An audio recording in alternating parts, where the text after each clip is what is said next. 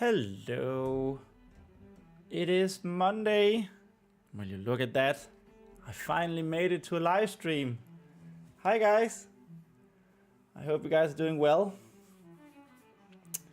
It has been quite the week for me, like not that anything in particular, well, quite the week and a half since last live stream, but not that anything in particular has happened.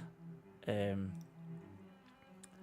just been I've been going to concerts and getting sick, and I was sick most of last week, and then at the same time a wisdom tooth in here decided that now was the time to conquer more space, which I did not appreciate at all. But I am here today, and as you can see from the title, and if we go over here, we're on we are finally at chapter 20. I know, it's wild, isn't it? Actually, I've written a couple of pages into chapter 20, so I won't be reading all of them. But the gist of it here is that okay, there are more pages than I thought there would be. I missed it, didn't I? There it is. Okay, but you can see it. It's here. It's on page 275. But yeah, we're going into the highlight. Well, I won't be reading all of them as we start this. I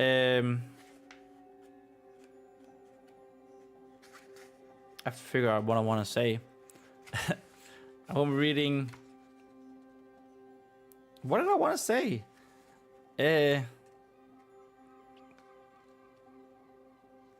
Whatever.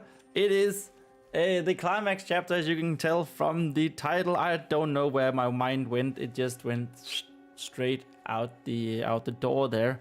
Maybe it's because it's so hot right now, and you know, it has been a week and a half since we last streamed, and also my stream chat isn't working in Streamlabs. Why is that a thing? Okay, now it is. All right. So I guess I can go like that. I can press that, and I can press that, and I can press that. Yeah. If we go in here, that is where we can see chapter 20. We are in the resurrection part of the hero's journey. If we can I pull up a hero's journey? I can. Hero's journey image. I use this for this is a good image. I use this for my for me and Cody's collab video. Right, we're here. 11 out of 12. Can you believe that? I'm like, what? I know. And this, of course, is where I've said that the introduction promises to introduce that the Temple of the Drowned's true plan of killing all of the paladins and drowning them in the reservoir. I think that was actually something we found out in, like, here, the ordeal, maybe, which is chapter what? Chapter 16? Yeah, something like that. But it is fine. What do we want to write about? Well, Vespa is now wielding the warhammer, and Vespa, who is now wielding the warhammer, and Lemon emerges from the vent shaft in the graveyard underneath the thorny bushes. This has basically been what all these pages, 1, 2, 3, 4, and 5 almost, it's basically been Vespa trying to get out of the bushes. So that's fine. So yeah, I think it's a good thing that we don't. I'm not gonna write on that today because I'm past that point. Because honestly, I think it's a little bit boring. Maybe it's something that needs to be cut, cut down at least quite a lot, I believe. I think. Anyway, meeting the confused guards, Vespa incapacitates one with the hammer and runs away around the temple, making quick work of the other as well. Now this is a point that I am going to change a little bit, but we'll see once we actually get started. The three then sneaks into the temple through unfinished windows. Vespa is struck with fear as she sees what's going on. Rhenàidd is chanting something unintelligible. Other members of the cult are chaining up what looks to be dead paladins and squires. The paladins and squires are steadily thrown. Paladins and squires are steadily thrown into the reservoir. Whoa, what's going on? Into the reservoir, arms chained to large stones at Rhenàidd's command. Vespa tells Rhenàidd, and together with Lemon, tells what she sees, and together with Lemon, they come up with a plan to break the glass windows of the reservoir using the warhammer's pointed end. They sneak to the other side of where Rhenàidd is standing. Vespa starts hammering at the glass at the pace of when paladins and squires are thrown into the blessed water. They are detected, of course, and angry and rather confused, Rhenàidd starts coming for Vespa. The other cult members are busy with and under orders to keep plunging the paladins and squires into the reservoir. Lemon defends Vespa, and Rhenàidd, as she manages to break the glass. From Rhenàidd, as Vespa manages to break the glass, the blessed water in the reservoir comes flooding out with some of the paladins who were already dropped in. It knocked Vespa, Lemon, and Rhenàidd into a column. Rhenàidd, recovering much faster than Vespa or Lemon, walks over to make sure that Grand Protector Baldric dies. So Sire Brendan intervenes, much to Vespa's surprise. Arms still chained, though no stone. Armorless, without a weapon, Rhenàidd makes quick work of Sire Brendan. As Rhenàidd goes for Grand Protector Baldric another time, Vespa is barely back on her feet. He decides to deal with her first and stabs her in the shoulder. As Rhenàidd is about to give her the killing blow, a fire comes to the rescue. Kills Squire Rhenàidd, much to his surprise. Vespa goes unconscious from both the pain and the fact that she accidentally performed spirit binding earlier. So as you can see, we have a lot of plot here that we need to get through. So yeah, this is of course the climax chapter, so our tension needs to be at the highest. And I don't know how much we'll manage to do today.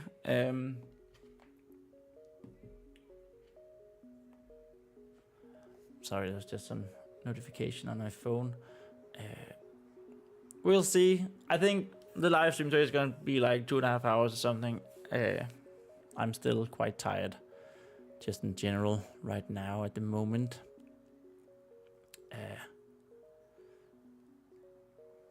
And just to make sure that it doesn't go too late, I have something to do tomorrow morning. But never mind about that. I believe we go here. Okay. So Vespa has emerged with the warhammer, Rhenàidd, and Lemon from a vent into some thicket, thorny bushes, and she's trying to decide where she needs to go to get out of the bushes. So it's not really a high climax yet. Looking around carefully. Oh, actually, also wow, this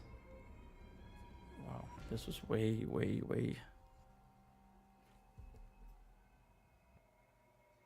There we go. Looking around carefully. Where's my master sword? Oh my god, where's my master sword? Actually, where is it?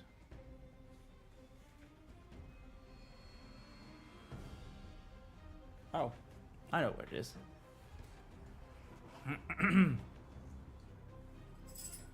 Here it is.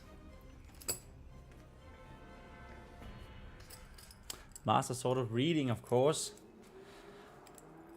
And of counting later.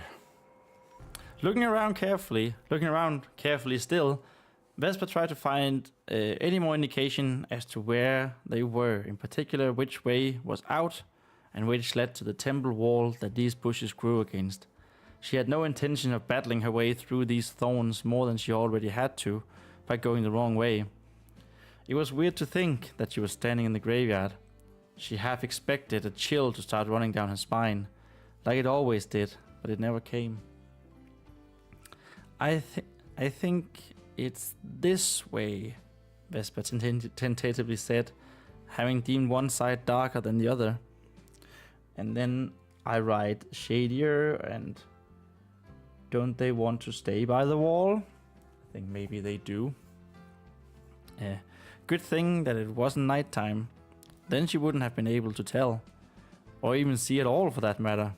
Navigating through the thorns would have been terrible then.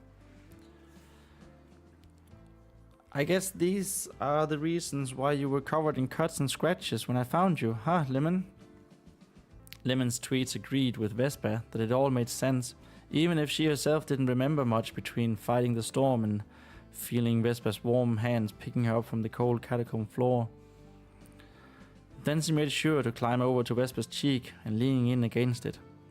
If there ever was a chill ready to be sent down her spine, there was no hope for it now that it would have to fight the warmth spreading from Vespa's cheek throughout her entire body. Ah. Have you found a way out? Rhenàidd asked, his hammer humming in anticipation. Suddenly it wasn't warmth of love for her little yellow companion that reddened her face, but more the fact that she had somehow forgotten the situation.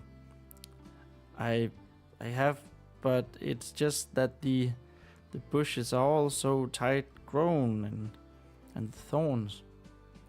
I see. There was a hint of a smile in Rhenàidd's voice again. I'm all for bonding with your spirit bound, but I also do not believe that we have the time. The fact that the spirit had caught them in a white lie did not help make the blushing of Vespa's face disappear. So instead, neither of them said anything, as Vespa first carefully bended down to pick up Rhenàidd's wooden warhammer, and afterwards fought her way out of the thorny thicket.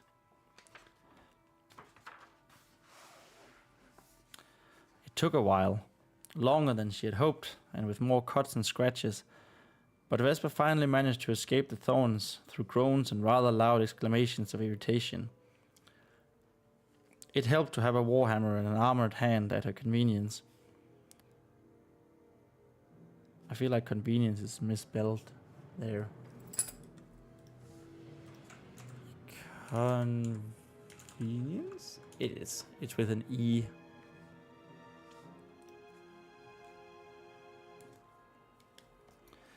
We can fix that. There we go. It did not help to have a screeching and flapping bird back by her neck, whose mood had changed quickly and was now criticizing Vespa every time a branch or thorn came close, no matter if they hit or not. Oof, was the only sound that Vespa had the mental fortitude to mutter between breaths as she fell out of the bushes onto her hands and knees, throwing the warhammer ever so slightly more forward. As soon as the hammer left her hands, it dropped with a deep thunk on the black soil of the keep's courtyard. We're out. I see, Rhenàidd sounded in his usual manner, more indifferent than anything. Let us hope that no one has heard of our exit, so that we can probably plan our next steps. The spirit in the humming warhammer had only just contemplated the need for planning when Lemon sounded the alarm with wings up high and screeches even higher. Well, if it isn't our favorite whittle doll, a gruff voice sounded from above Vespa's head. Oh, and look, she's found a whittle hammer. Okay, so this is where I ended yesterday. And this is what I was talking about. This one here, meeting the confused guards. Vespa incapacitates one with the hammer and runs away. So the guards are of course Shad and Otho that we came up with for chapter 16, I think, and we needed to implement earlier. And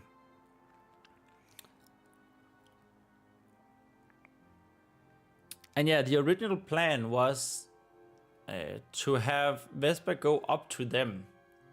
So they're guarding the doors, right, to the temple. Go up to them, and there bash one of them with the hammer, run around the side and bash the other one, and then go into the temple through the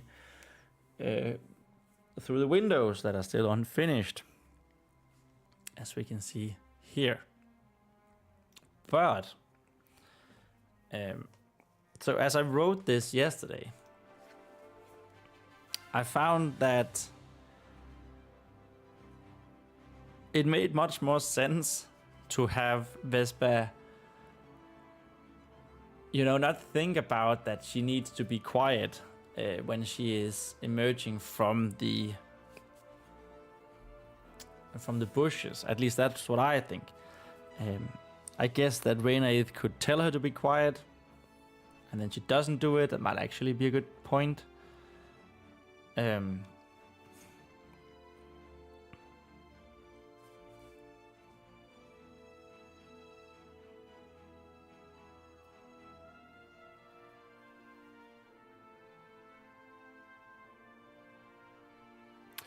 But I also thought, what if we like embrace that? The fact that she would be groaning and ow, you know, exclamating things as she cut herself on the bushes, and it's a thick bush, a thicket. So it's difficult to go through and maneuver. And what if we embraced that and had the guards come to her? We have drama right there, right? So that's where we are. I think that's a pretty good change, to be honest.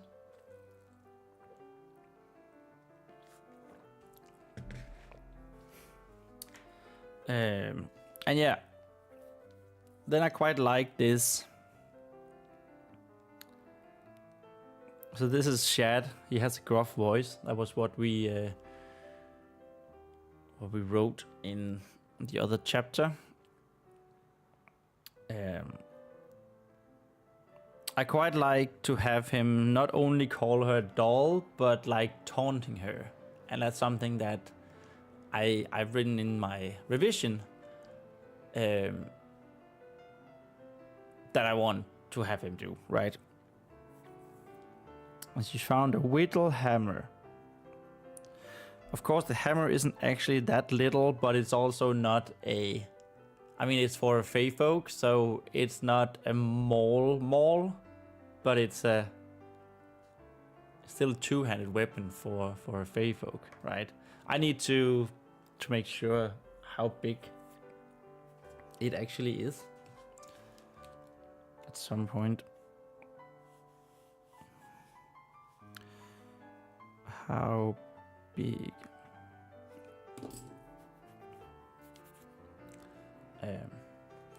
But yeah, we're off. Look at that. She's found a whittle hammer.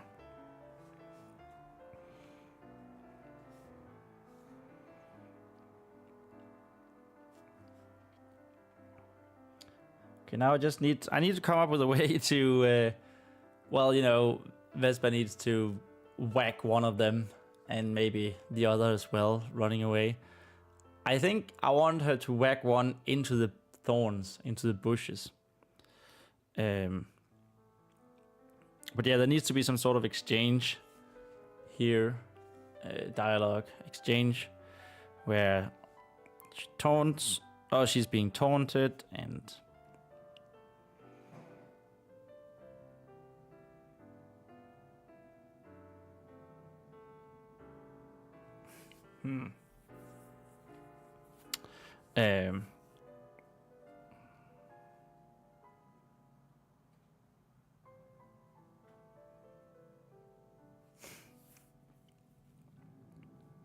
See, this is also my biggest problem now, because I'm getting nervous about action. I think I'm terrible at action. And I know this needs to be a bit actiony. So yeah. Whittle hammer to play with.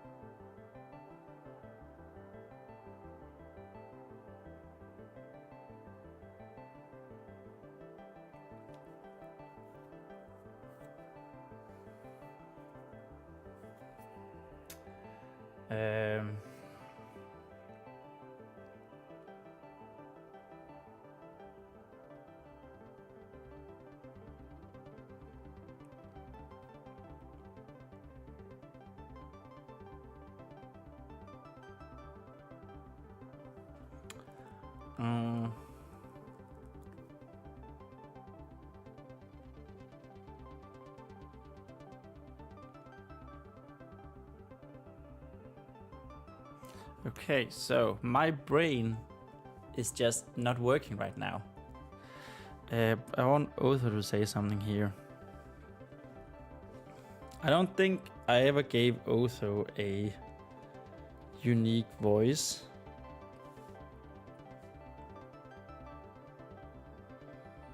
Like Shad is a gruff-voiced man, right?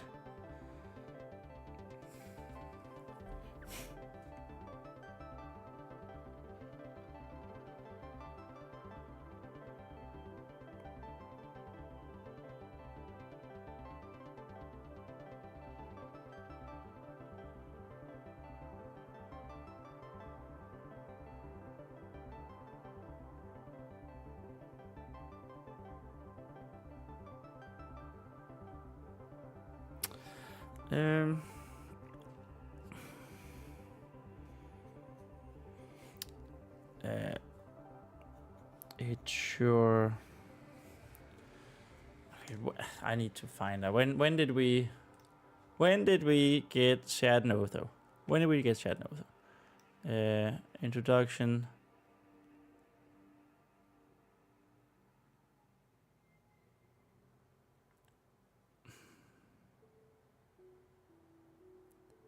Here. It must be chapter 15. Yes. So chapter 15. That is indeed in this. I just need to remember.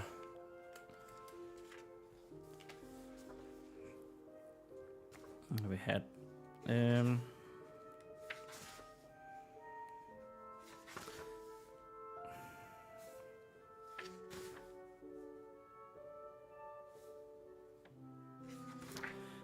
God has been posed outside the great temple. No little dolls or birds allowed inside. That's what we have here.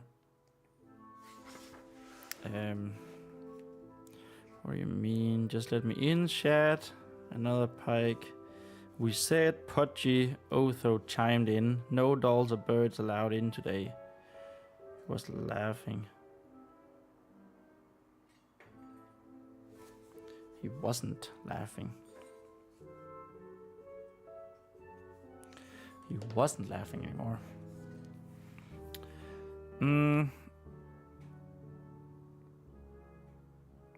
So he doesn't actually have any dialect or anything.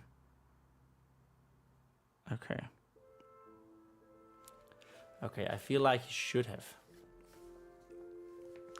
I feel like there should be. Do we have that revision list? And also, let me just. No, that was the wrong one.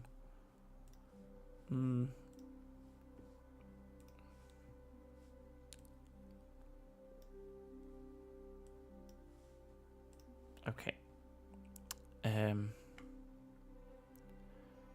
Introduce Shad and Otho earlier. Make minor character personas for each. Okay.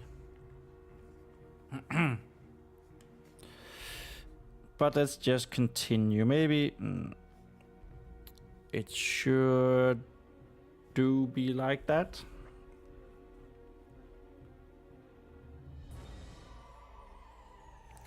It sure do be looking like that.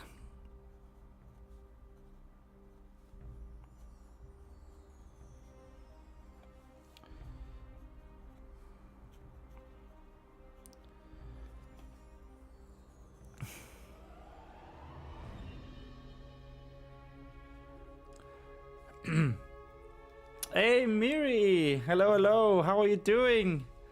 How have you been? It's been a while since I caught a stream. What's the page count? Oh, Miri. Awesome to have you here. How are you doing? It has been a while.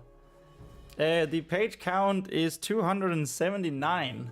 So, you know, we're getting there, you'd think. And as you can see, my my progress bar has started over. I'm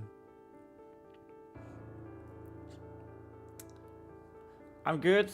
Life got very busy. Oh, that's good to hear. That's nice.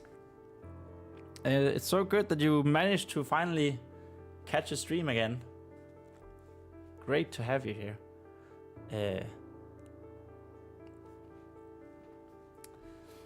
Well, also that I finally managed to do a live stream again. It has been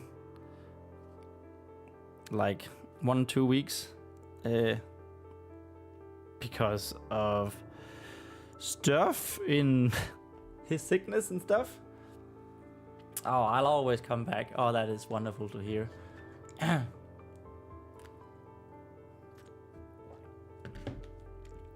But yeah, lots of stuff is happening in my life as well right now, so I'm just trying to sort of keep up with everything. Yeah.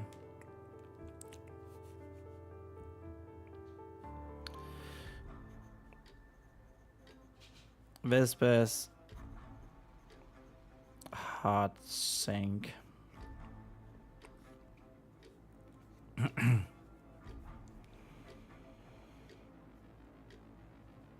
As she immediately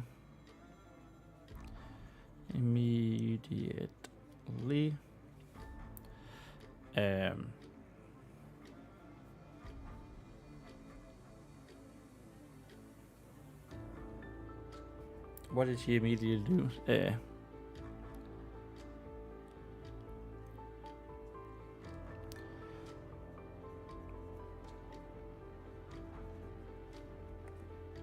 Realized who was talking.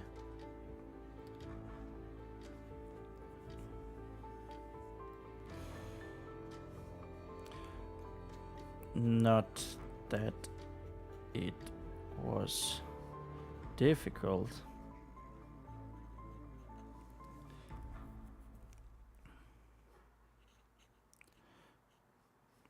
She had really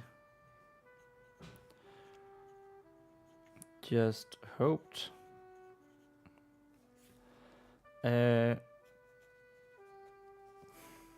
really just hoped that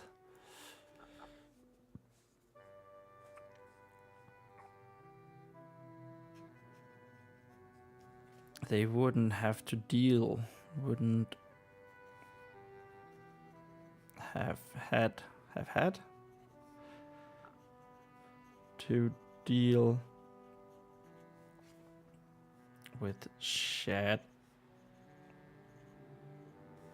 and auto.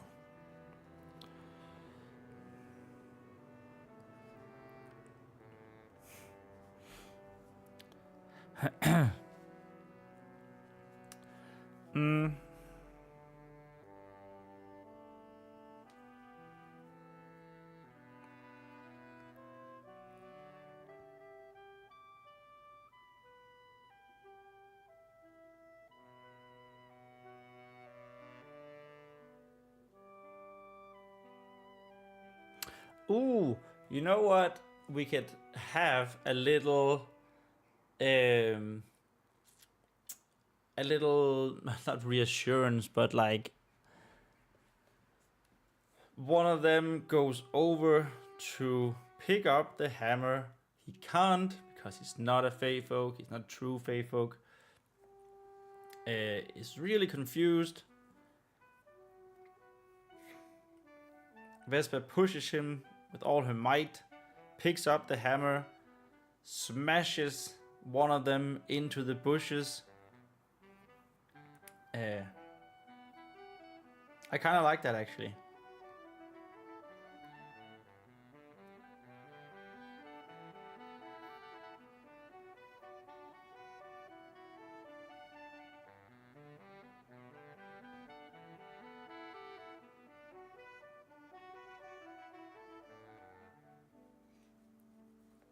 So we get this immediate, like, boom, okay, this hammer can actually do some damage. And with Vespa. Maybe we can even make a little bit of a promise, you know, that it cracks the breastplate of one of them, maybe even the bones. Much louder noise than Vespa would think a wooden hammer would do, you know. So we get this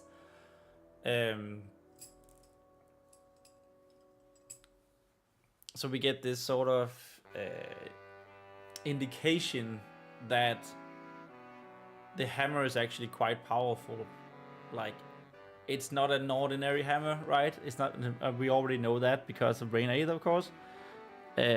But like that his presence in the weapon matters, and enhances what can be done with it. I think that works. Yeah.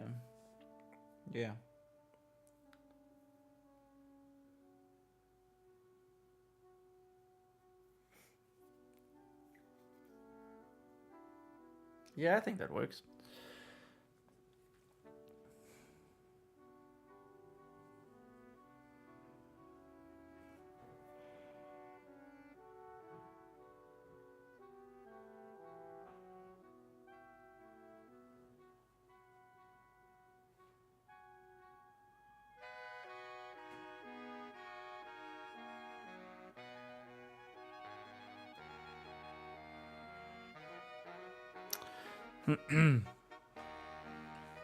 So we can write like something like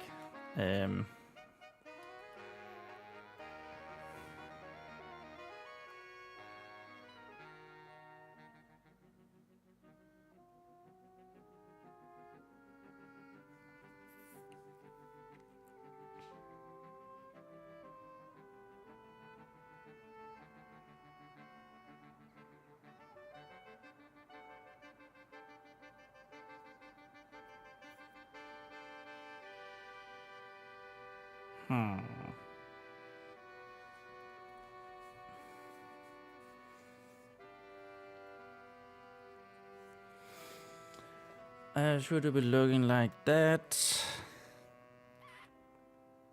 Man, my brain is really non-functioning today. Damn it. I don't really know what it is. Maybe it's just because, like, we're at the end, and that makes me a bit scared and nervous. in the same way, like when you're in the middle of something, and when I was in the middle or in the beginning of this book, the first draft, like it was a bit overwhelming to have it like, oh my god, I still have so much to do, right? Now we're at the end, and I'm a bit overwhelmed, I think, maybe a little bit nervous that it's ending soon. And I don't know why. It's just something that, like, I'm really bad at ending stuff. Like watching the last 2 episodes of a TV show, or last 2 episodes of a season, unless someone puts it on for me, or reading the book to the end. I didn't with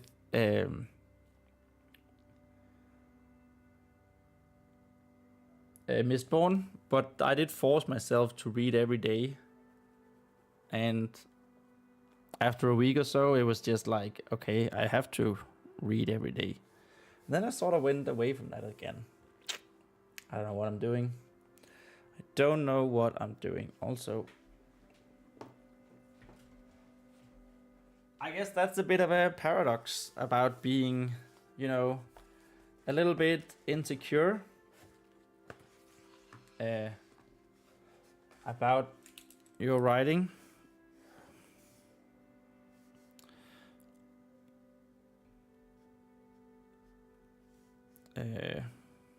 First book paradox. Insecure.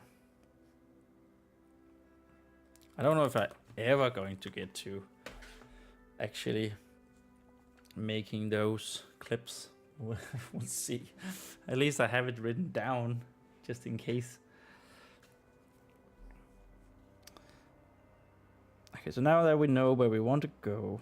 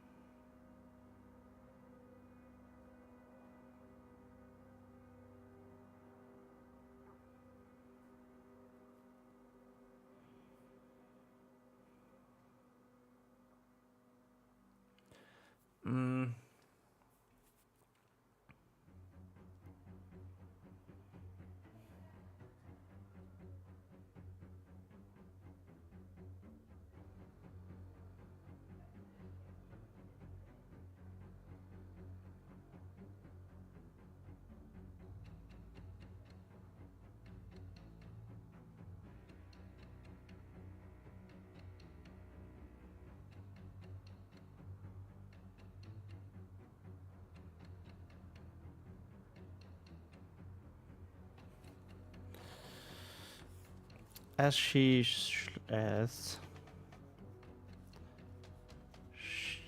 slowly, whoops,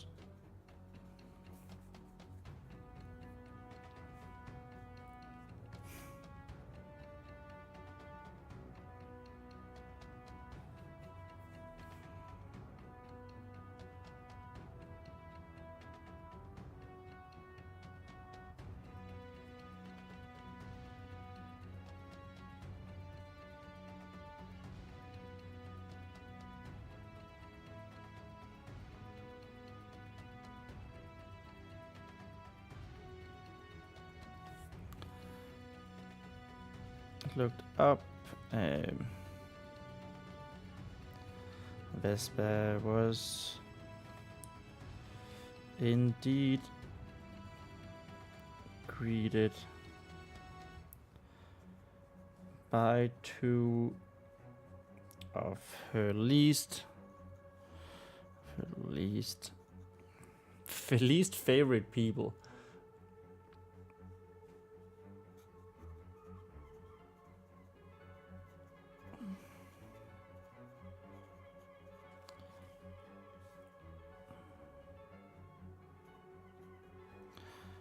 Of Black Rivers Keep.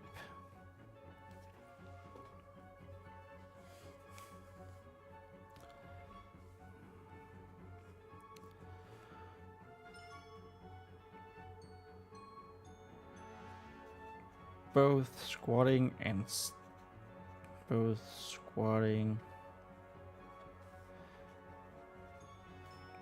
staring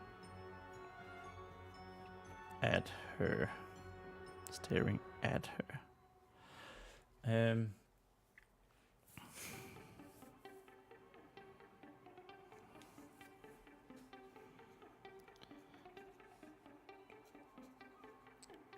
With their cruel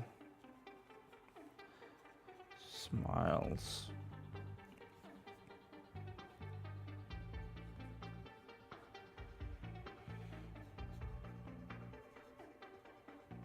Shared stupid face. Was as gruff and unkempt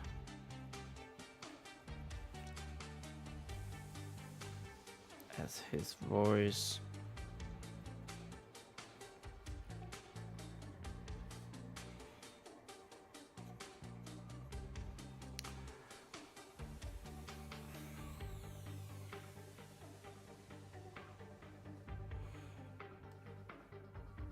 Oh, so pudgy. So pudgy that he looked like he could fall over any moment.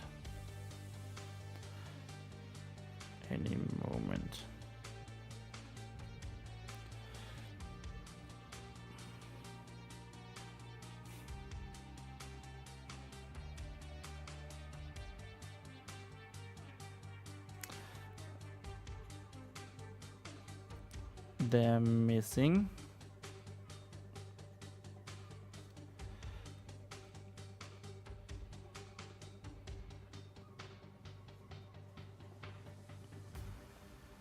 The missing teeth and those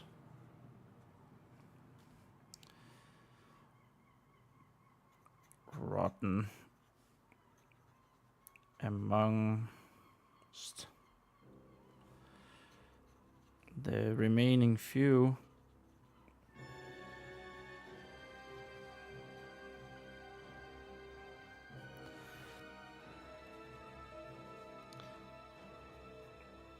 Did nothing but something.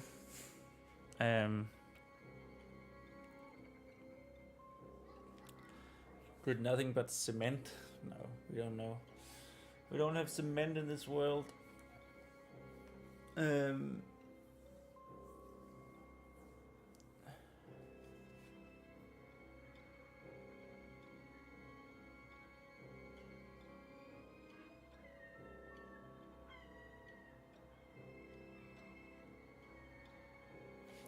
Did them no favors. Let's go with that.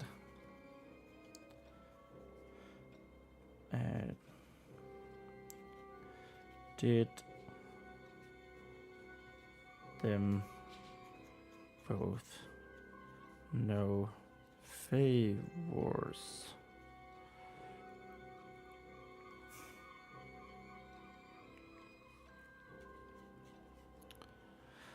Not that Vespa had ever known them to care.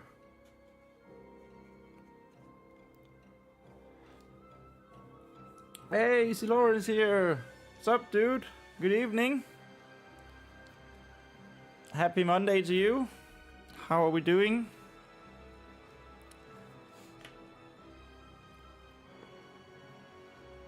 Are you still on your vacation?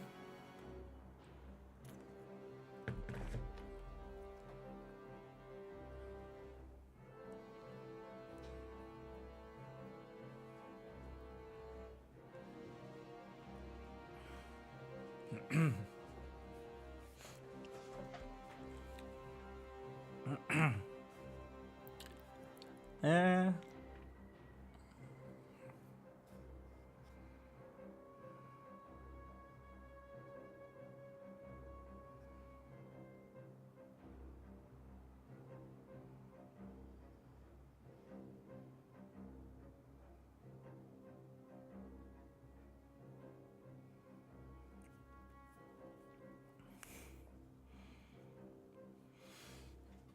Doing well, yes, still vacation. Ah, sounds good.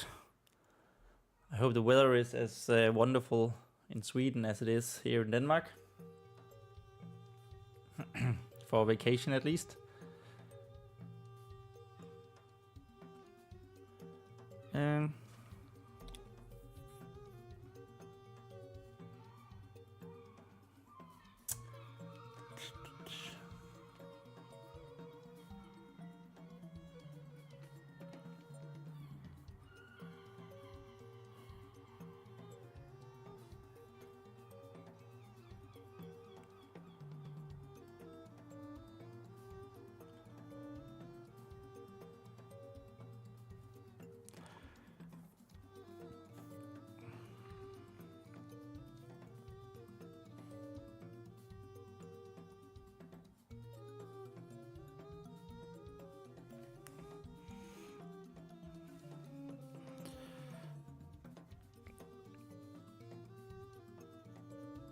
What say you? I don't know if that's too weird. That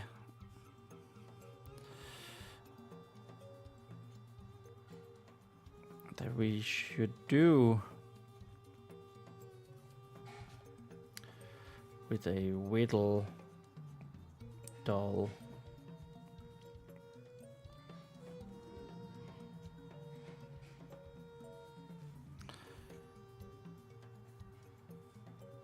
That keeps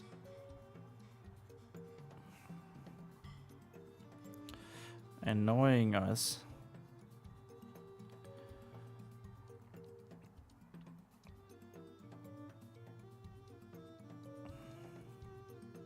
Keeps annoying us and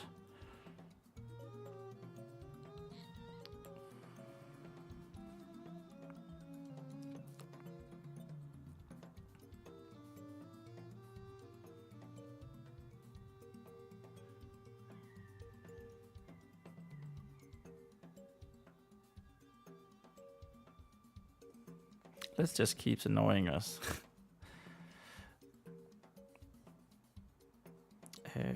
Although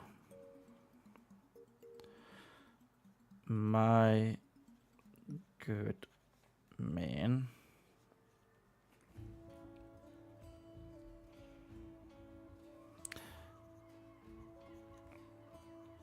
but there was nothing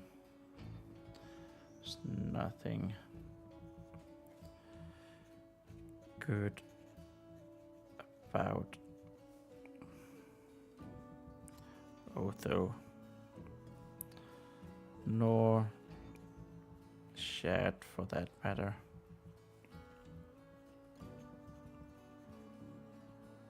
Oops.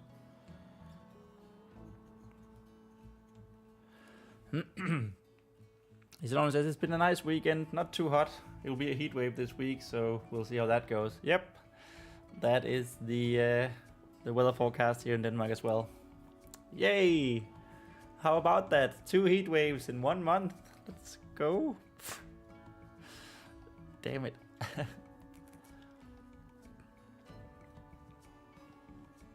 I quite like that.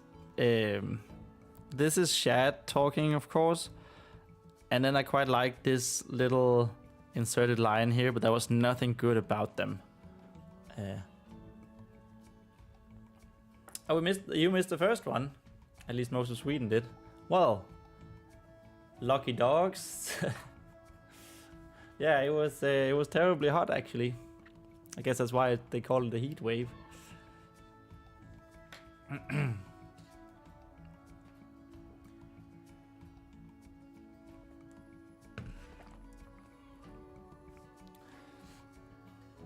I saw that Finland recorded the highest July temperature ever. Or was it June? It was I think it was July. 30.6.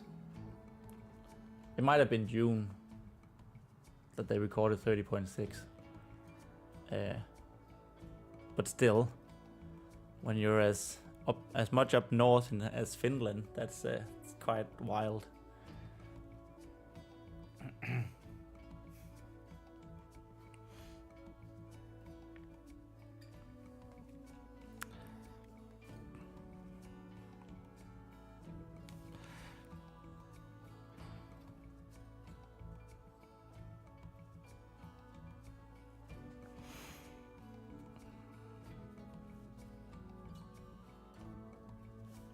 Maybe help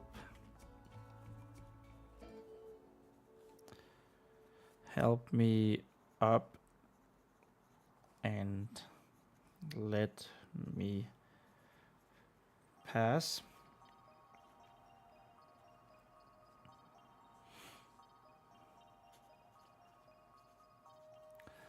Vespa, oh my god.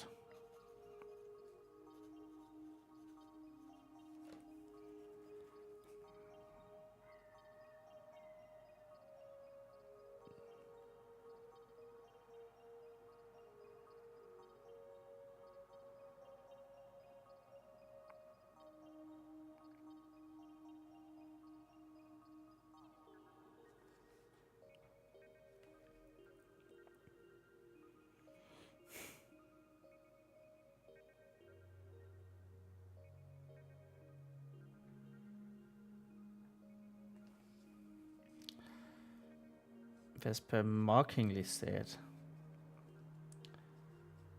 "Hey, that was page 279. We're moving into page 280. Let's go. New page hype. 280. New page hype. Sarah is here.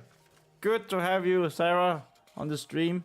By the way, can I just say that this is where, like, this is 81, 82, 3, 4, 5, 6, 7, 8. 288 is what I have to work with. So I have to finish this book in 8 pages. Otherwise, I don't have any book left. I am, of course, just kidding. There is a new book on the way. But could you imagine? And I thought we're going to have... I know I said this last time, and when we reach 100k, but to believe that I thought we wouldn't... Yay, maybe new page hype indeed! That we wouldn't be able to fill 50,000 words, which is like 1.5 of these books, and now I'm gunning for the 4th one. That's actually crazy. I'm not saying what we've written is any good, and I know there's a lot of rambling and repeating myself and all that, but still, it's wild. Easy Lauren said, we can start to really kick off the farming of olives and grapes soon. The Baltic Sea will be the new Mediterranean Sea. Yay! Yeah, isn't that just marvelous? And then a new Sahara will be down in the Mediterranean instead, and Africa will be hell. Hell on earth.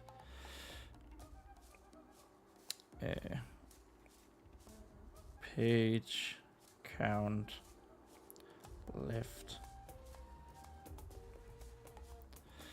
of book number 3.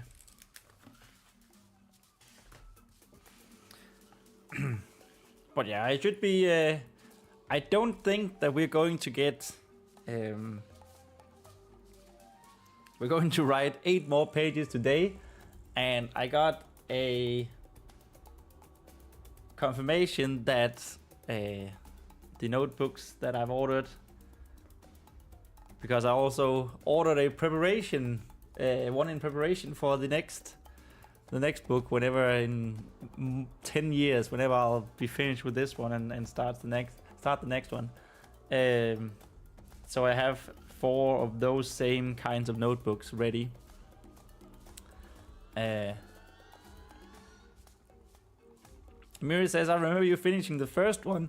Yeah, that was a magical moment, and I was soon finishing this one. I was just saying that I don't think I'll run out of book live on stream, luckily. Hey, there's a number fact from Easy Lauren. 280 is the 8th denominator of the denominator of the 8th harmonic number. Okay. All right. I know the word denominator, but I forgot what it is. And I don't know what a harmonic number is. I think that's probably the place to start. What's the harmonic number? Denominator is like fractals, right? You have denominator and whatever the other one is called. Come on, Easy Lauren, bring the math lesson.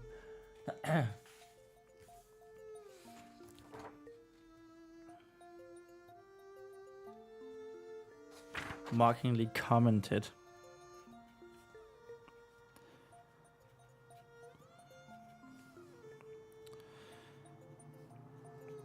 As she arose.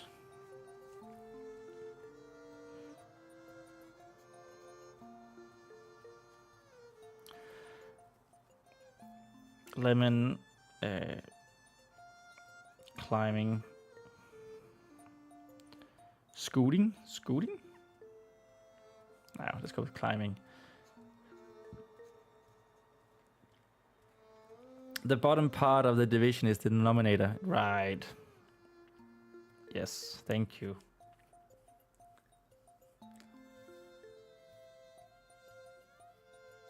What's the 8th harmonic number? What is a harmonic number? Harmonic number is okay. 1 plus okay.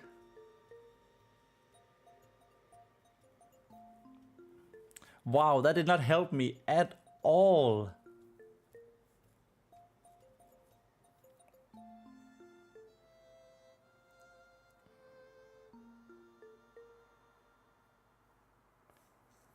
The denominator of the 8th harmonic number.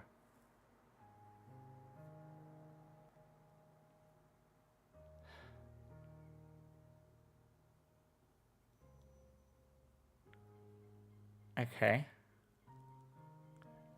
I don't know why. That's sort of it looks a little bit like a puzzle.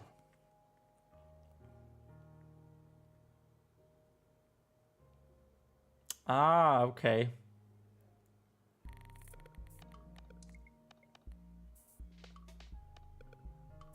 So the harmonic number of 8, the 8th harmonic number is 1 plus 1 divided by 2.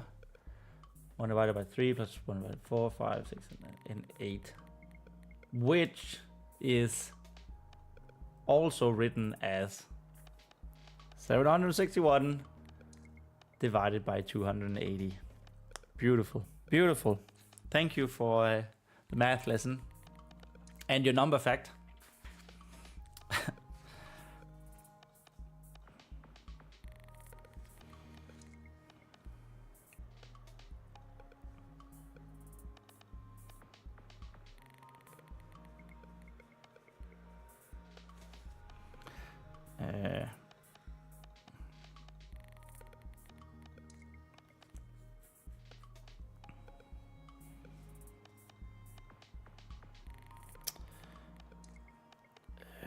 how do you say it? Climbing to her shoulder.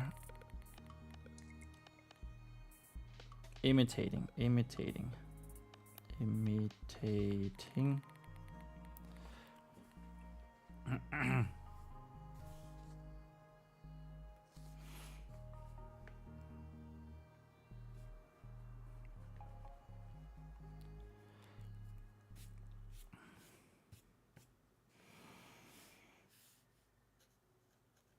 Vespas.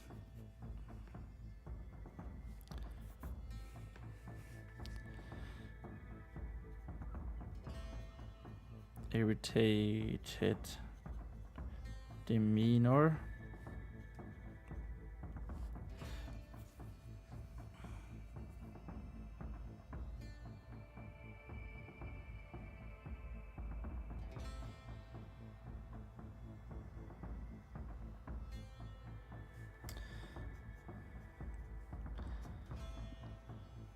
The tiredness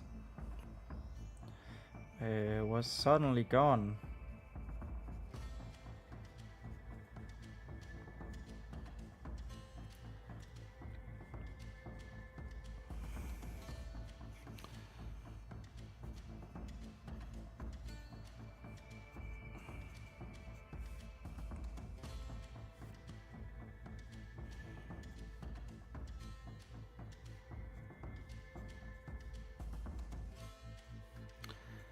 As she anticipated the worst. Just like she always did with these two. Just like she all.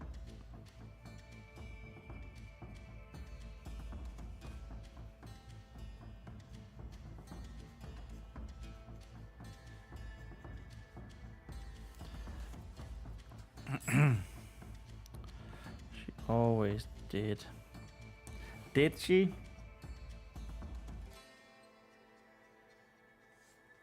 Maybe it's something that we need to make sure that she did.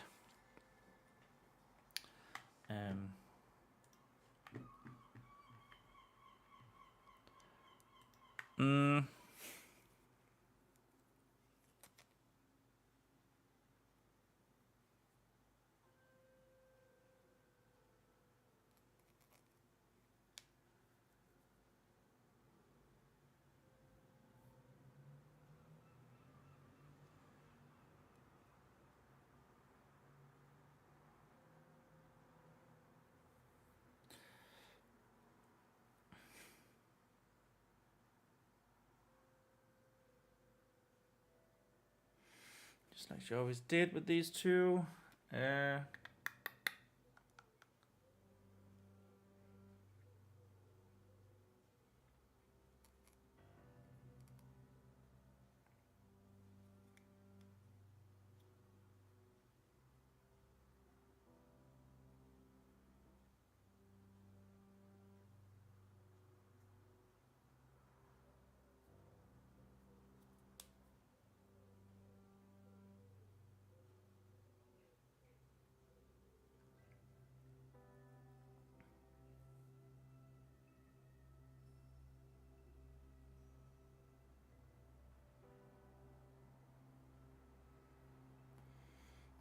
I was just thinking something. I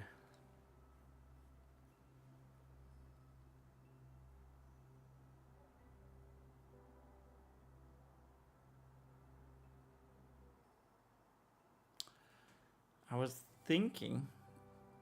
Well, my mind sort of went in a direction of, wouldn't it be funny if we had shared an oath or have a redemption story, redemption arc throughout the books?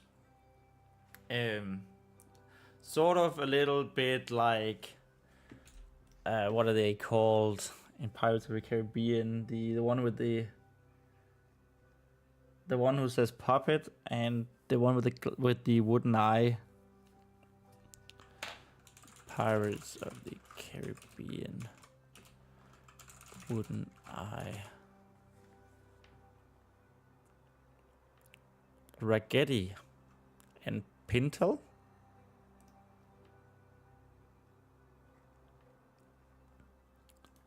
Okay, so these two, yeah, have a little bit of a redemption arc. I don't know why, that was just sort of like something I figured, because this is actually sort of what I imagine Shad and Otho to be without having realized it, I think. So just that, okay, it's not like I want them to have a redemption arc in this particular story, but my mind just wondered that it could maybe be funny to have a redemption arc for them later on, if we ever get there.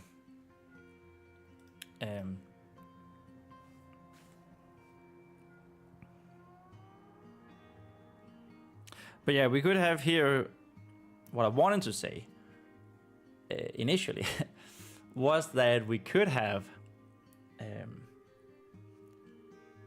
I think I'm going to have, Vespa asking them to actually help her in this endeavor, and then them saying, why would we help with something when we've been assigned to stop people from interfering?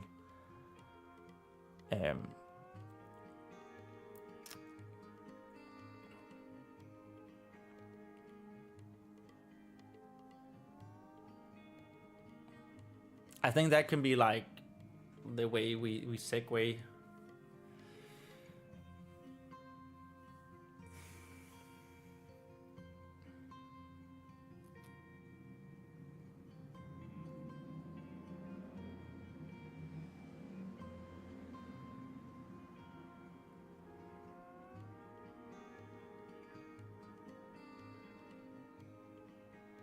Yeah. Yeah, let's go with that.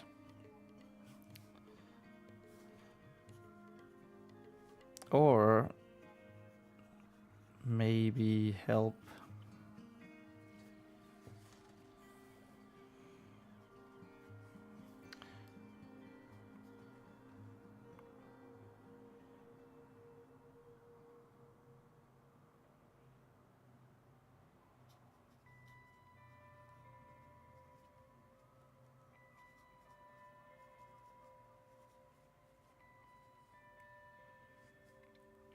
Taking down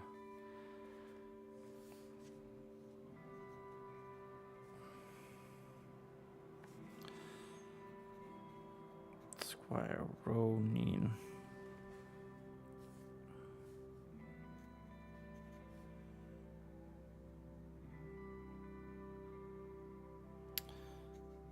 And his Temple of Drowners.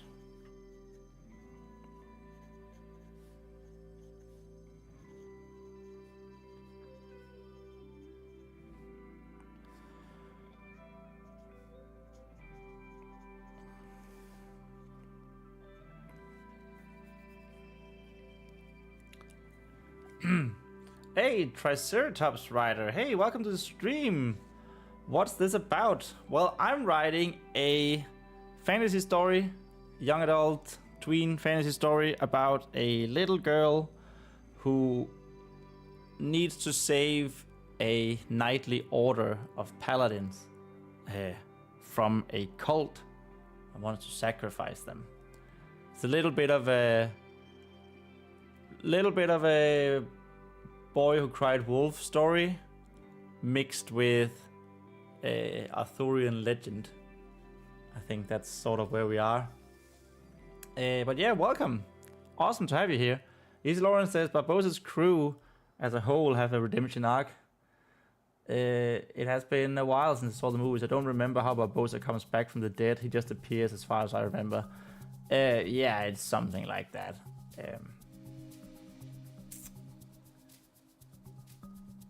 I think it has been a while since I saw the second one as well, but it's Tia Dalma who turns out to be Calypso, the goddess. It is her who brings him back. And they need him back because he has some knowledge for Davy Jones. I think. So they sort of... She sort of brings him back because of that. I wasn't a huge fan of... like, the first one is one of my all-time favorite movies. The second and third one were okay, but it just felt like it sort of went on a little too long.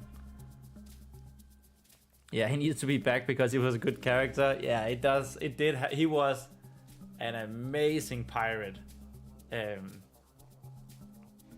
But it did feel like that. 100%. 100% it felt like that. I don't know. The fourth one... That's with him and his daughter, right? That was actually okay. It wasn't super well done, but I quite liked the plot point of the daughter being there. And then the fifth one... God, has really been 5. That was like an entirely new... That was Blackbeard, right? And... yeah, I didn't really care for that much.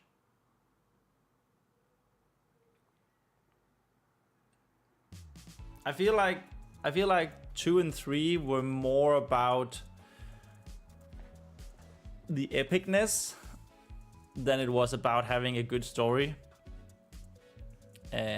So the epicness of having all the pirates and pirate lords and kings and the military, the navy, I don't remember what they were called, having them in a big battle towards the end with Calypso, the goddess of the sea, and all that. I like the first one too. The following ones do not have the same feeling. The underlying whimsy of the first movie comes to the forefront, while the first one was a bit... Yeah, exactly. Yeah, there were some weird scenes in 2 and 3. Like, I remember them having this huge fight on a beach somewhere, and Elizabeth's character, well, she was called Elizabeth Swan, like her just sitting down being like really pissed. That was such a strange movie, like scene. Then there was the whole thing with David Jones, which was actually pretty good, but it just sort of, I don't know. Like you said, it didn't have the feeling. 2 and 3 didn't have the feeling of the first movie. The roll on the water wheel of an old watermill, very strange. Yeah, that's true. But to be fair, in the first one, they also do the thing with the boats, where they're using as a diver's bell, which is also, you know, more whimsical than anything. But yeah, there were some really strange scenes in the second and third one.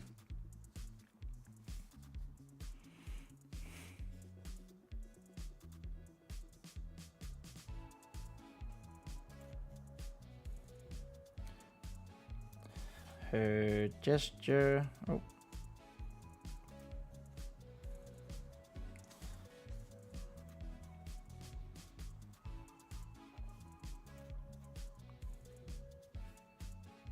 Towards the temple.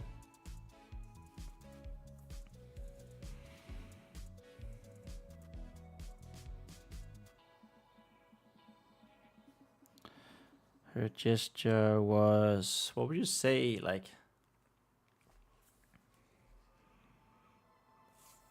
it was, her gesture was,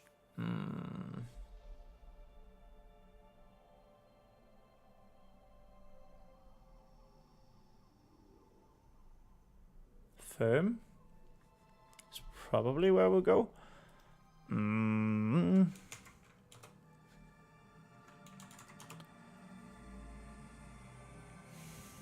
No, not...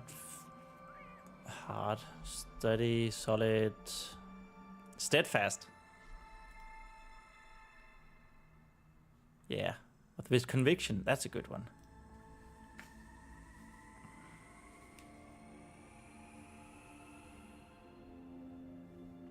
Was done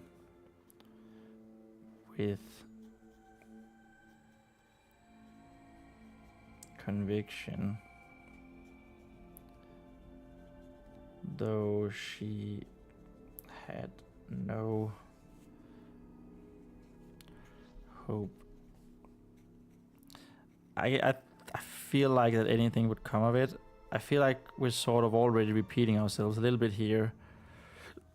Anything would come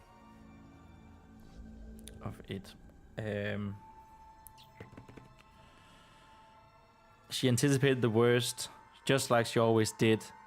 She had no hope that anything would come of it. Like, it's basically the same sentences.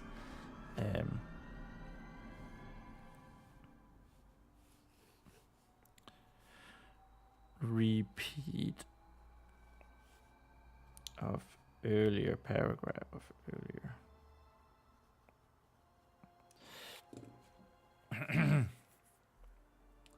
Isolona says the first movie had a fun sword fight in the smithy, if I remember correctly. That fight was at least kind of anchored in reality while still whimsical. Yeah. That was that's between Jack Sparrow and Will. And they also have this nice, you get to. They use that sword fight as a way of showing. It's actually quite elegantly done as a way of showing the characters. Like we've already have established Jack Sparrow. His introduction scene in the first movie is like, is so spot on. Having him coming in with the with his sinking ship, it's like you say, it's whimsical, but it's a bit. I don't know if it's grounded in reality. You can't really do that, but it just tells so much about his character. And then you have that fight where you get to see, oh, he's actually he is a pirate. He fights dirty, and you between the jibes and jabs and all that, you get some of Will's character, and like he's the one who makes the swords. He trains with them. He needs a girl. All that. I think it's very elegant. As long as I've heard, but I'm not sure of how true it is, that the first Pirates of the Caribbean script was a modified version of a cancelled Monkey Island movie script. That, if that's true, I mean, it would make sense, because Monkey Island have, like, if you take that exact scene, there's so many snipes and, verbal jabs at each other, which in Monkey Island is how you win a sword duel. It's not about the sword fighting, it's about the mocking and the taunting and the... that's interesting. I need to read up on that if that's true. I read it on ancient Monkey Island fan forum 20 years ago. That is funny. I mean, I kind of hope it's true. Also, I think it would make more sense to have that be the starting point than have the attraction, which was from Disney World, be like the starting point. Because I haven't been there myself, but from what I gather is that, it was just this pirate-themed boat ride. There wasn't any story to it. There wasn't anything really. So it would make sense to have a script from another movie or from another franchise that actually has a story, and then be like, okay, maybe we can't use that. Put on the mask of this Pirates of the Caribbean ride. Have Hans Zimmer reuse his Gladiator theme, because he did, and And bam, you have a fairly low budget pirate movie that then turned out to be amazing. Also, the main villain is an undead pirate captain, not unlikely Chuck. Oh my god. It all makes sense. It all makes sense.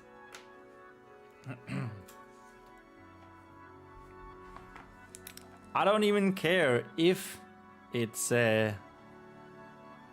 true or not. It makes sense.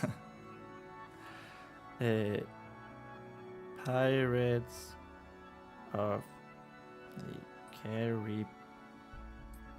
I don't remember how you spell Caribbean. Equals Monkey Island. Though to be fair, I would love to see a Monkey Island movie. Even though it is just the same. Even though it would just be the same story as like the first one. I would love to see how they would do puzzles in a movie setting. Maybe that's why they couldn't make it work. Because it's difficult to make puzzles like that. Especially when they're so random and illogical, whimsical as Monkey Island puzzles sometimes are.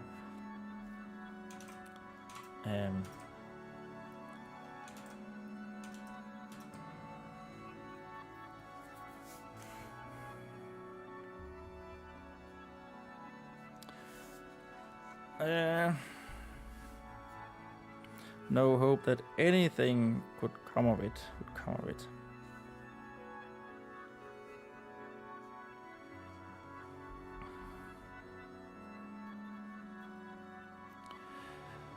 Why would we do that?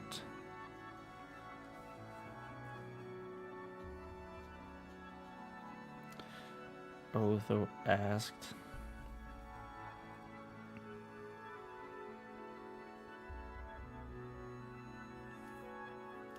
Otho asked rather theatrically.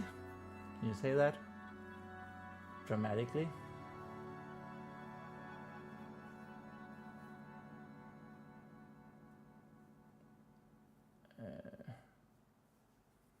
With feigned manners.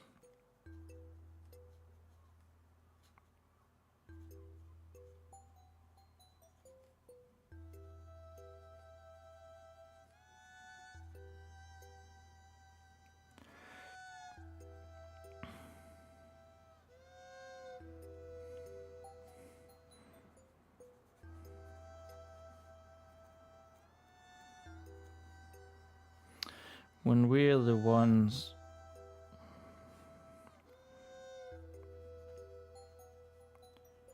responsible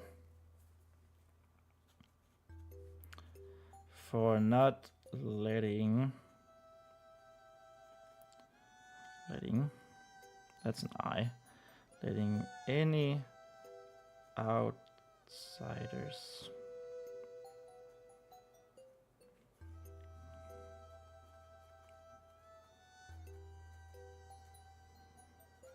interfere. Dun dun dun.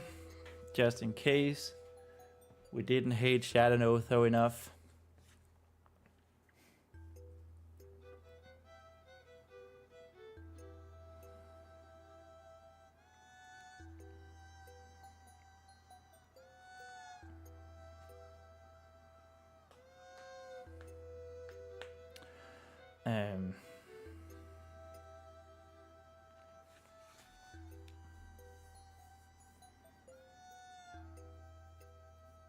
Any outsiders interfere. I don't know if manners is the correct word here. Because I feel like it could also be drama, but it could also be interest, maybe. Maybe.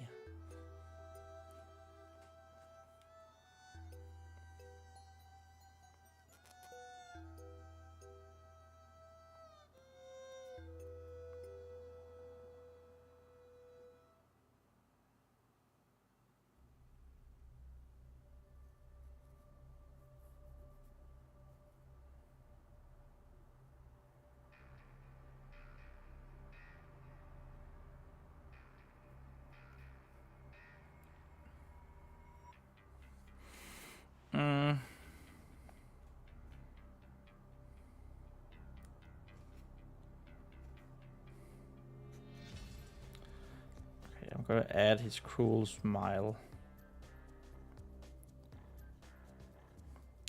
Was as real as ever. That's an S. Was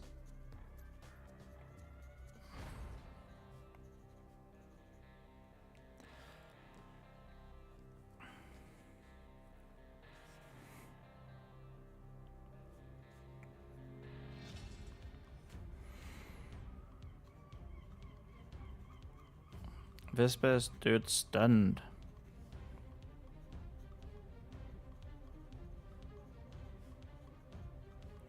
For a count or two.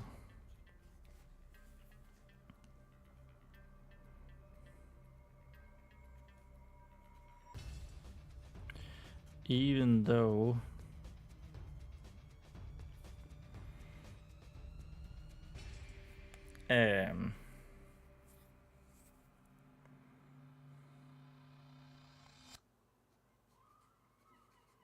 it all made much sense. So much sense.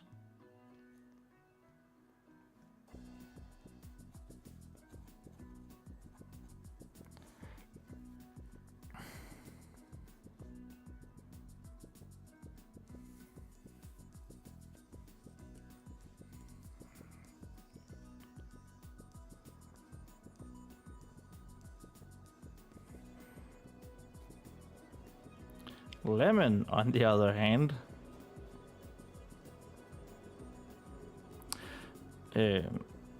oh yeah, this was something for a count or two. It's something I've been struggling a little bit with for my world, and I think it's a pretty good solution.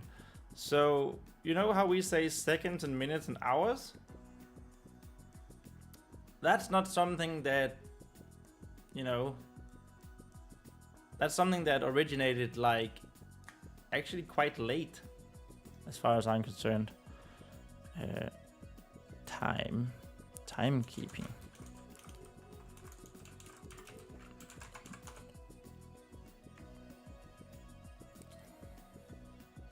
Oh.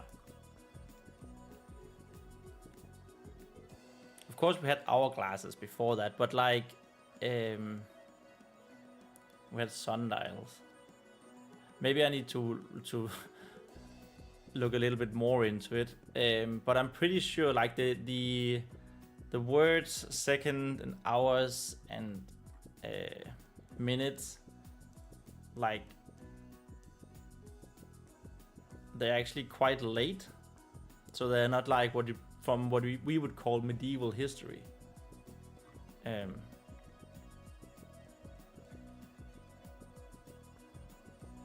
But I might be wrong about that now that I'm reading. In medieval Europe, purely mechanical clocks were developed after the invention of bell-striking alarm. Anyway, I had this problem, like, what do you do if you don't have seconds? I've been using, she waited for a moment. Been using that a lot. Long moment, a pause. And then I figured to use the word count for a count or two. You can sort of, I feel like it's sort of a natural way of, okay, you can count 1, 2, that's a count or two, right? In my head, at least. I know that's also a little bit of a trap, maybe, in over complicating things. I read Gods of the Weirdwood, and one of the things that I actually didn't like there was that their timekeeping was so different. It was still 24 hours, but the day was like divided into 3, and they called it 8s. So in the first 8 would be the morning, the second 8 was the afternoon or the midday afternoon, and the third 8 would be the evening. And it made sense, but it took a little bit of time to get your mind into that, or get into that mindset.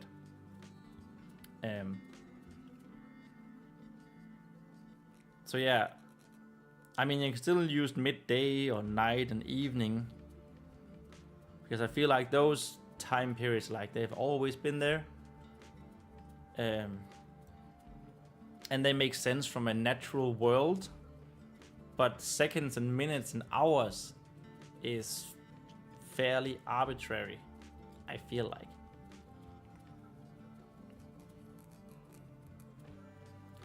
Yeah, Easy Lauren says, as far as I know, timekeeping got really popular during the Age of Discovery colonization times. It was used on ships for navigation, but I don't know for sure.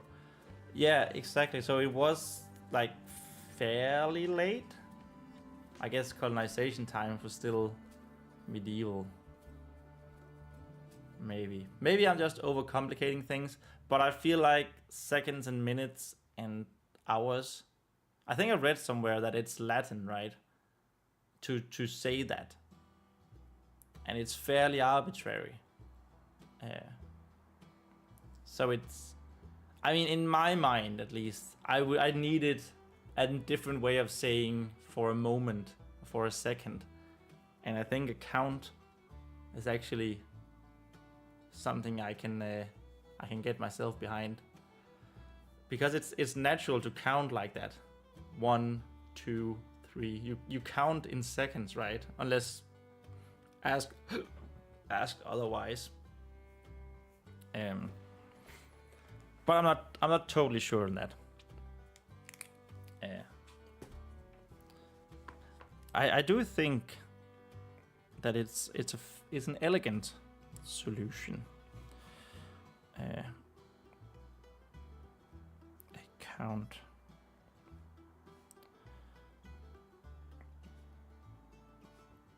But like I said, yeah, it might just also overcomplicate things.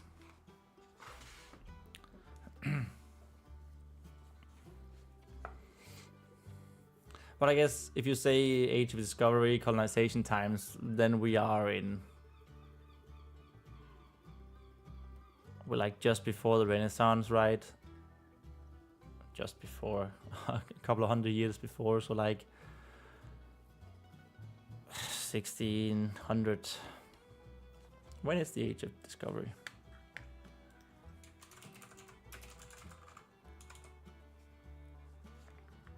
Okay, 1400s to 1620s. Yeah, that was sort of what I thought. Early modern period.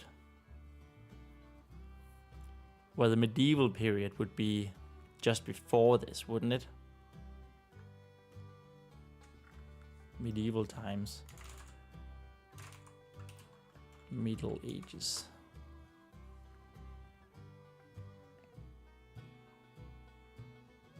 Yeah. Like overlapping a little bit, but medieval scholars were all about timekeeping, says Lots of Plots. Really? Also, welcome to the stream, by the way. Good to have you back. We're all about, well, the Wikipedia page that I just read also did say that in medieval Europe, purely mechanical clocks were developed after the invention of the bell striking alarm used to signal the correct time to ring monastic bells. That makes total sense. But I feel like, I don't know, I just feel like that the words of seconds and minutes and hours, they feel out of place in a medieval time setting, for me at least.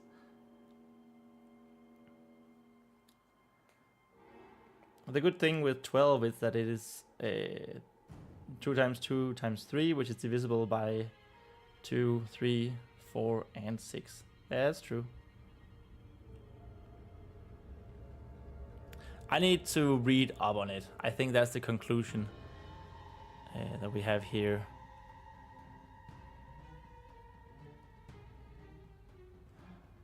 It says here, mechanical clocks were a major breakthrough, one notably designed and built by Rhenàidd in about 1360. So it is actually like clocks and timekeeping is a thing. Like, of course I knew it was with the hourglasses and such, but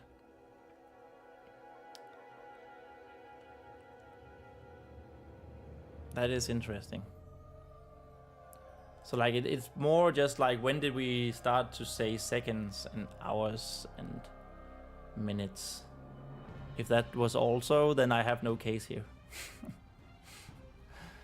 Then it's just my own weird thought about how the Middle Ages were. Well, to be fair, the early Middle Ages didn't have timekeeping in that sense, in mechanical clocks, right? So, and this is a fantasy universe, but yeah, I just feel like the connotation of seconds, hours, and minutes. I don't know why I keep saying them like that. Seconds, minutes, and hours are a bit strange in a fantasy setting.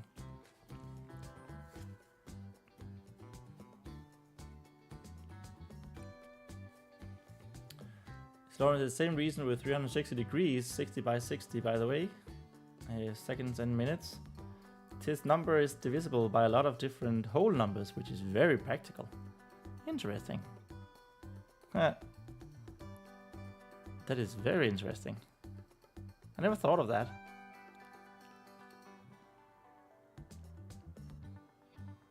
I mean, they knew their math when they made this stuff up.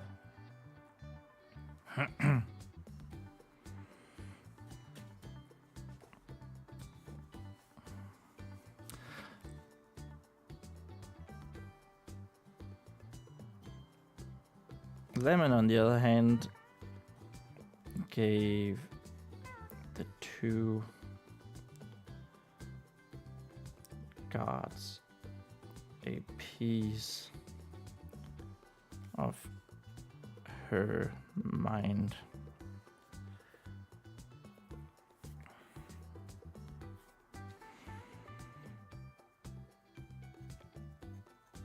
With screeches and wing flapping.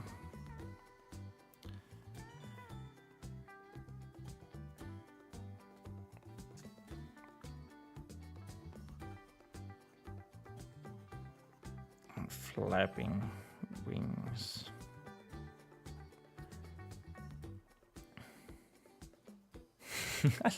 I love that you just wrote out the devices for 360.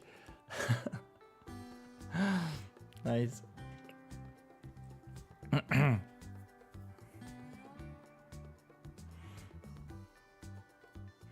If Vespa were to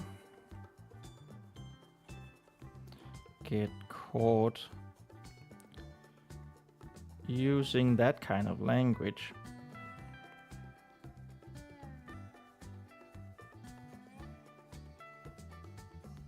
whoops, that's an A. Language.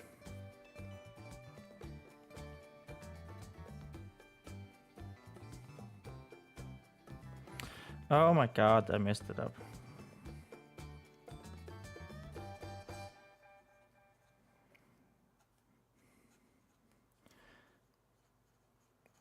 She would have been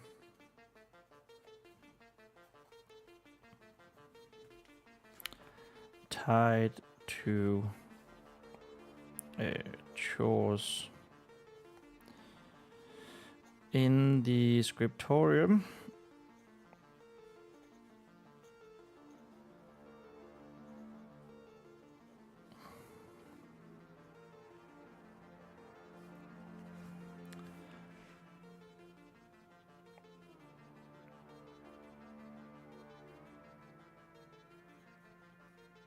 For at least a week. Okay, I know I just said that I didn't like seconds and minutes and hours in a fantasy setting, and then I write a week, which I'm sure the etymology for week is like Latin as well. I have used fortnight earlier as well. As long as I'm actually an idiot. 360 by 60 is 3,600. Well, I didn't notice that at all, but now that you say it, that makes more sense.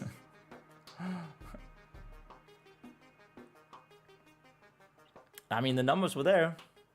Just missed one, right?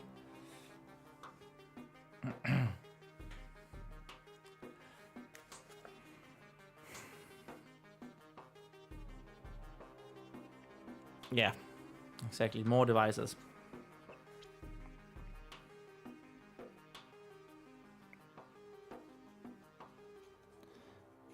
But she had no intention of stopping.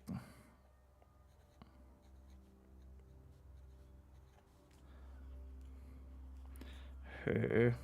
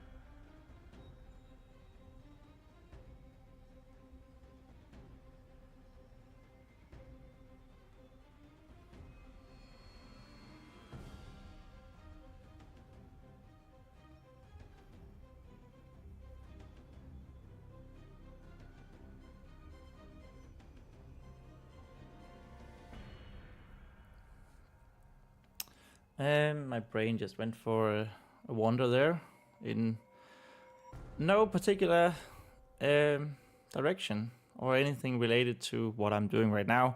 So that's cool. I quite like that paragraph, to be honest. Just Lemon going bananas with screeches and flapping of wings, and Vespa being the only one who understands her. I guess Rhenàidd understands her as well, but he's just a spirit in a warhammer.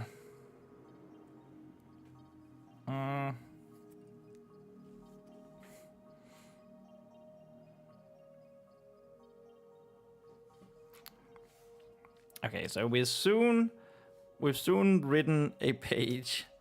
The pace for today has not been exceptional, I will say, but my brain has been turned off for most of it, so I guess we have to celebrate that anything is being written at all, right?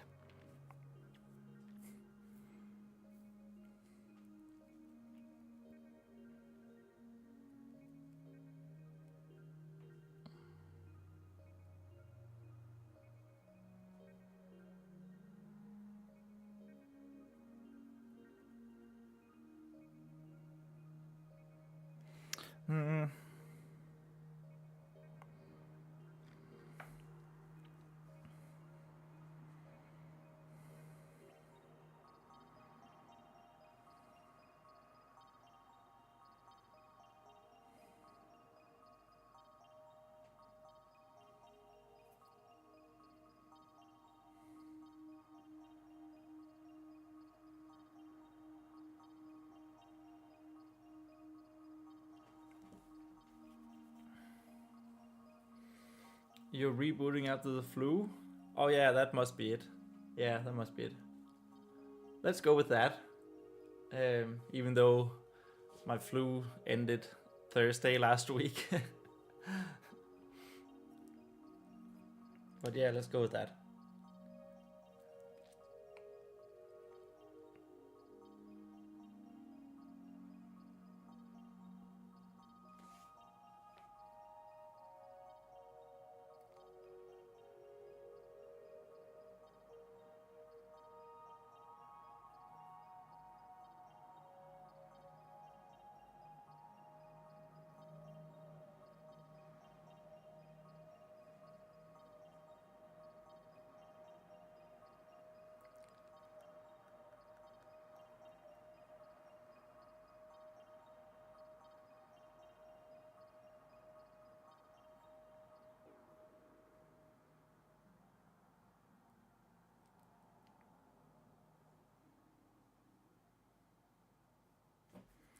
And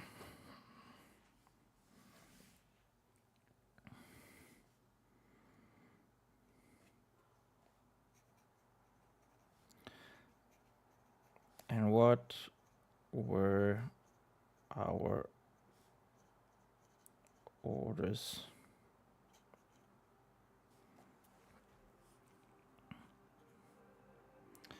For if anyone did try to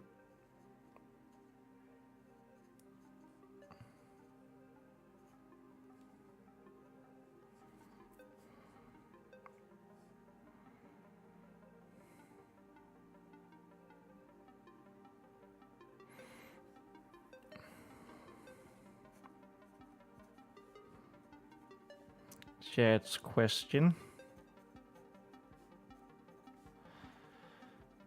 was, that's an S.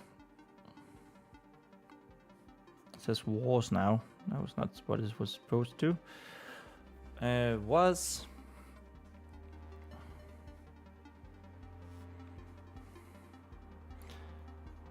more of a crude performance.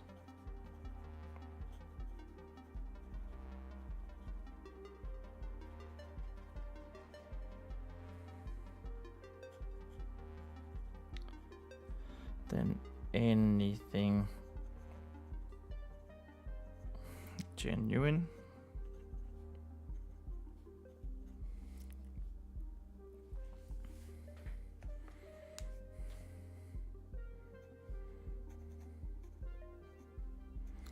Why I believe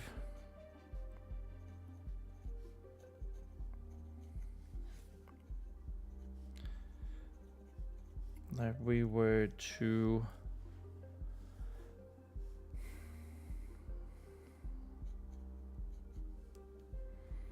kill them.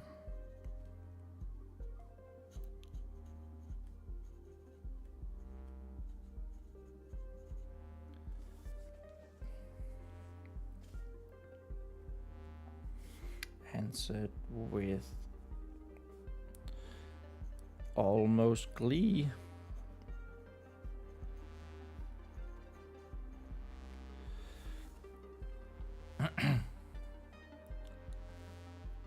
Hayes Lawrence says Swedish news are talking a lot about the caterpillar from hell right now. It's been found in Denmark and some parts of Swedish east coast. Have you heard of this? West coast, yeah. For some reason I mix it up right now. I think 3 times. You know, it's vacation brain. Yes. Well, I didn't know that it had crossed to Sweden, but I knew that, well,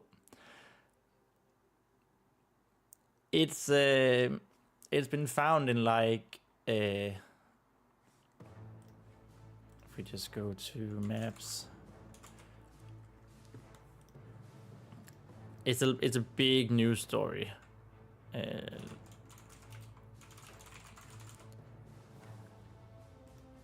So it's these. Oh. You can see they have live updates for this freaking caterpillar. Okay, you can see here where it's been found. So like half of Fyn, some of the Midland, Jutland. I live up here, by the way, Copenhagen. But yeah, it's these nasty little thingies. But there was a biologist who was out yesterday and just like, okay, calm down. It's like, sure, it's irritating, like it can and it can cause severe allergic reactions, but it's not something like, it's something we have to learn to live with, right? Just like we learn to live with mosquitoes and wasps and all that. He wasn't saying that they weren't terrible and really annoying, But like, it's a bit of a symptom that right now is what we in Denmark call cucumber times in the news, which is every summer when there's no news really going on because people are on vacation and out traveling and all that. So the media tend to take one story and just blow it way out of proportions. As what I just said, as what I just showed you, there's an actual freaking live update thread in one of our big news outlets in Denmark.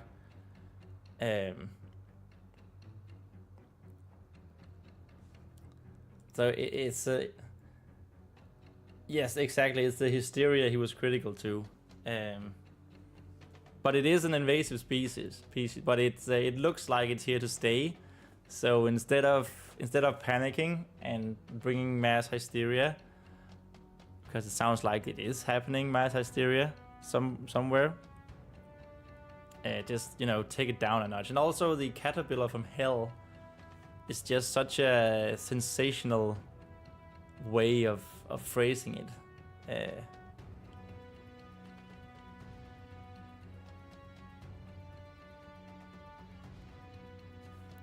Yeah, he's saying here, the caterpillar from hell is a real unlucky expression.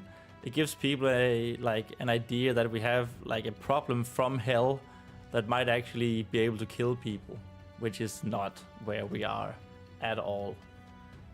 So yeah, I have heard of it. And we basically hear about it every day in the news.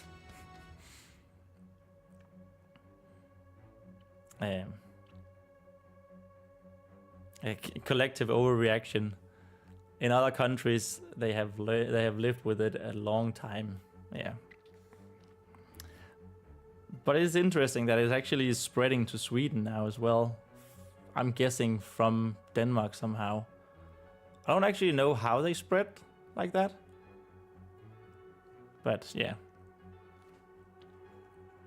Maybe they just walked over the bridges. Just, you know, one doing the worm.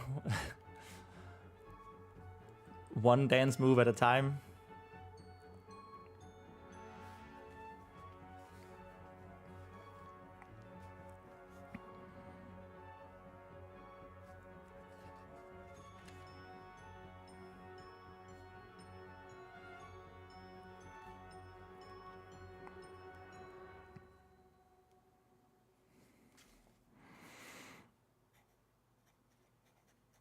Vespa stared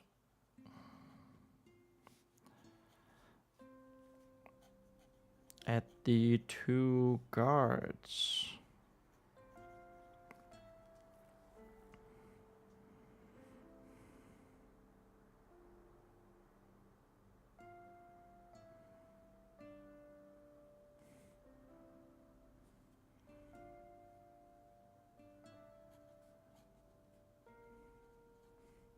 A fire starting. I don't know if I want to use fire, but we're gonna do it now. Starting to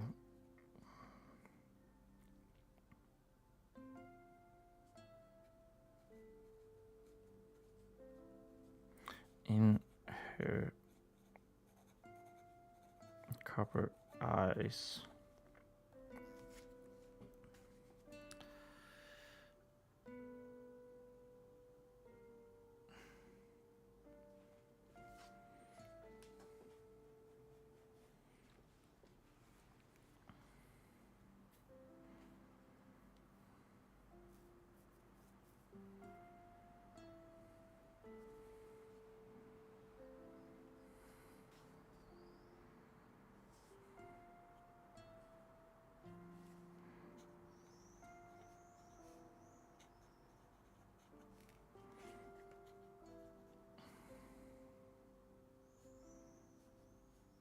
Kept her swearing going.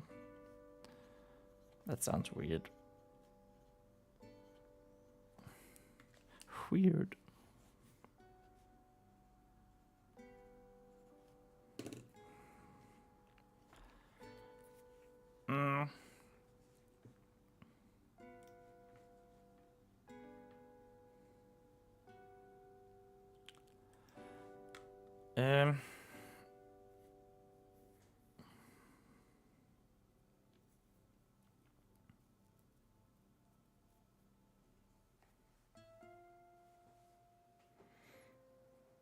His Lawrence says the caterpillar news is also kind of storytelling, so it's topical for the channel.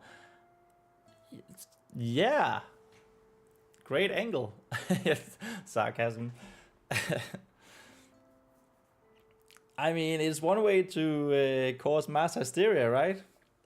From a problem that is annoying, irritating, but not really, you know, the caterpillar from hell. Yeah.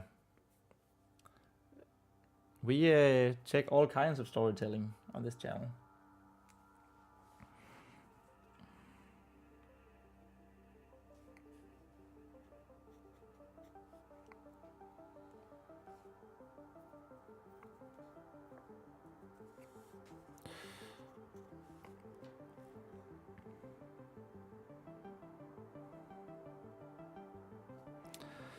Also,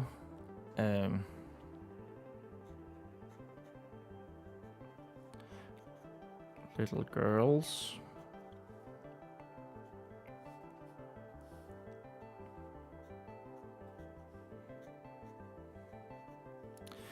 If they know about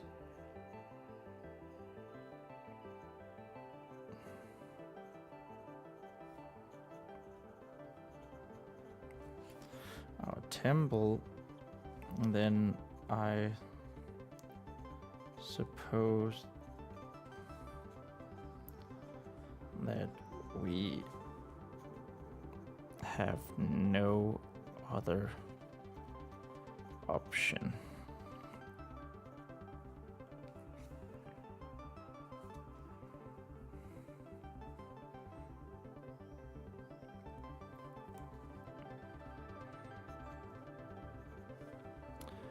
Actually, he says whittle. I'm not sure if that should be like a speech impediment. It probably shouldn't, but more of a taunting. Or maybe just a little. Whatever. Okay, so that was definitely one page in 2 hours. Not the greatest pace we've ever done on this channel, but you know, it's all right. It is a-okay.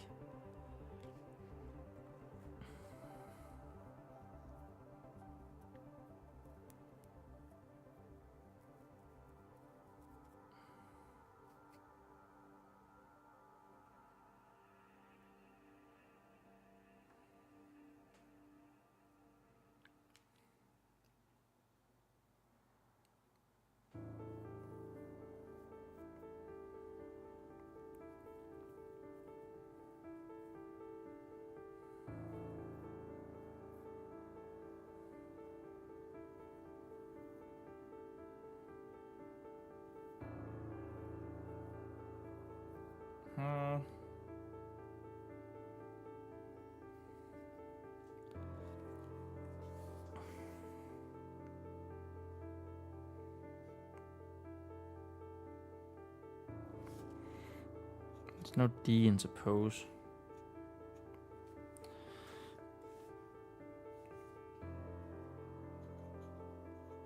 And when her, that's an H.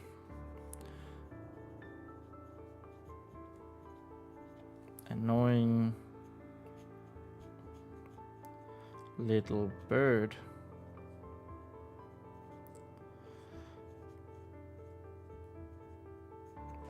Doesn't know when to shut up.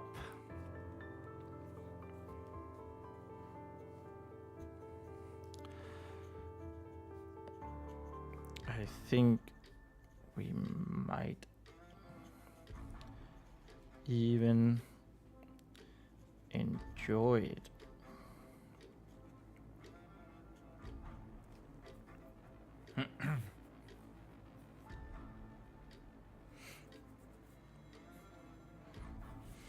So he has they both have pikes. I was just about to write that he drew his sword, but then I remembered that he had pikes, so it doesn't really make sense to have a sword. I don't think so, at least.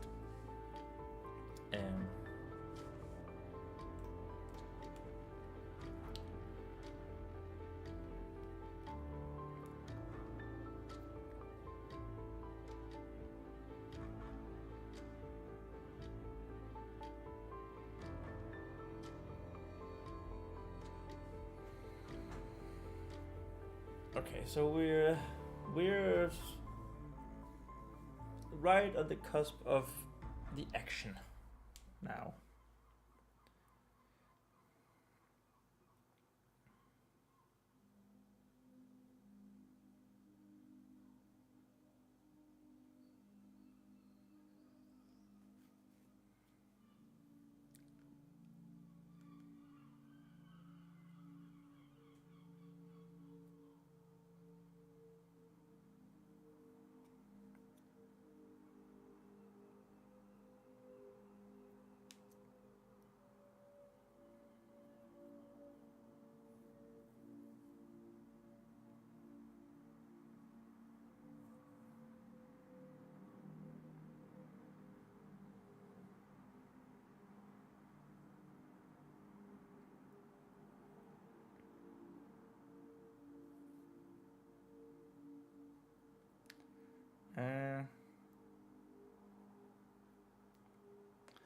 Yeah.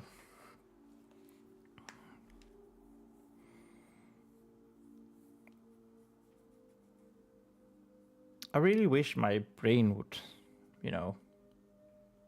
be like really working today.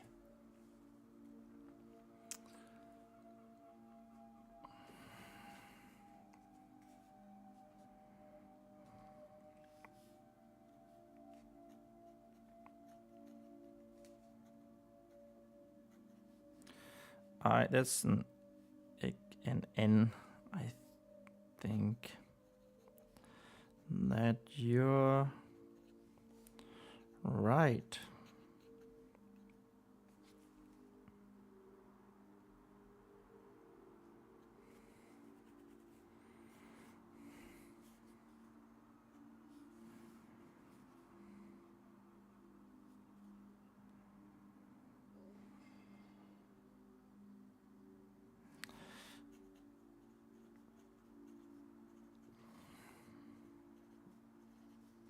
Another cruel smile.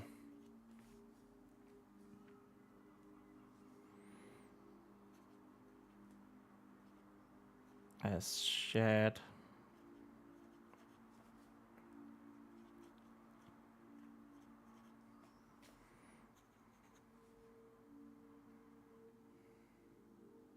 Stood up and pretended.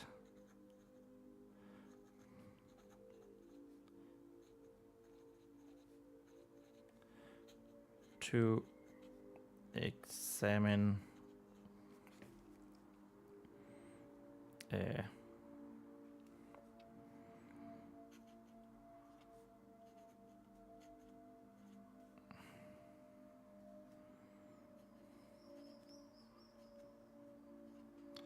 what's the a pike? Not a fish. A weapon. Long thrusting spear.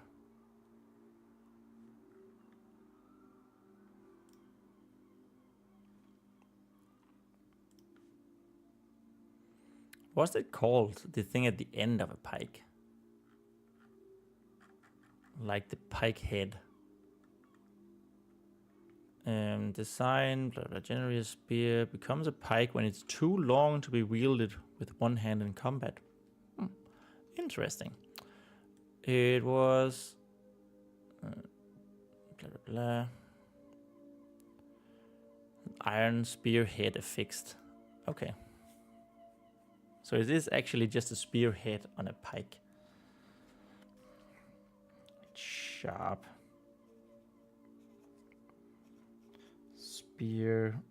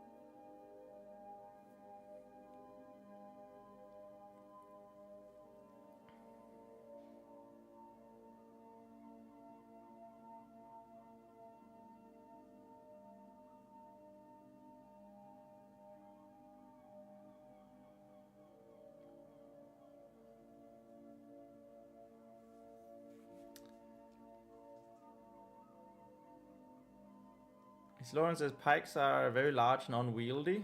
Look at one of the battle paintings on that wiki page. It's a jumble of pikes. Oh yeah, this one. Well, that's a phalanx.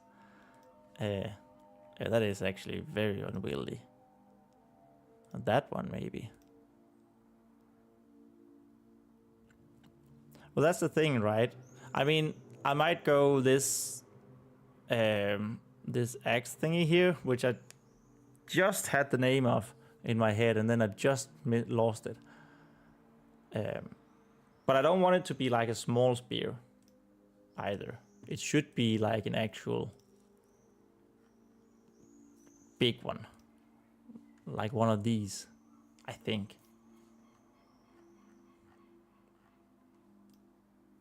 Well, that is actually really unwieldy. I guess spear might just be the way to go.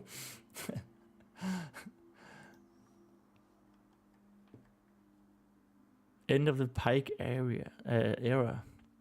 Swedish pikemen during the crossing of the Duna. Oh my god.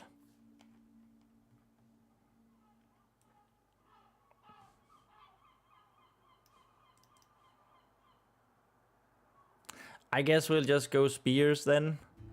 I mean, that is more... I don't want it to be this small, but a bit bigger. Oh, it's the beige painting. You missed it. This one?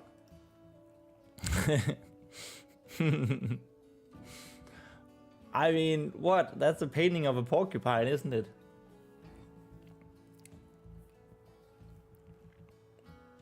This is actually a porcupine under a microscope. It's just a bunch of little dudes with pikes getting ready to go to war.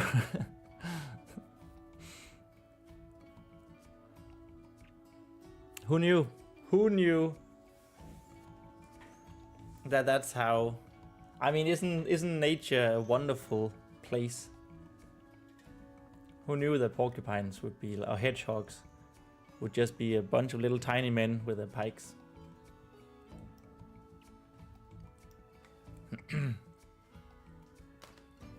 But I see your point, and we should probably... it should probably just be spears. 11.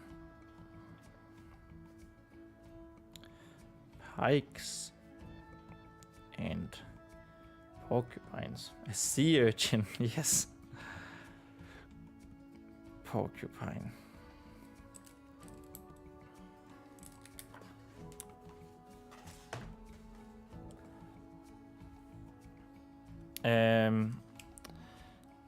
It should be spears. Should probably.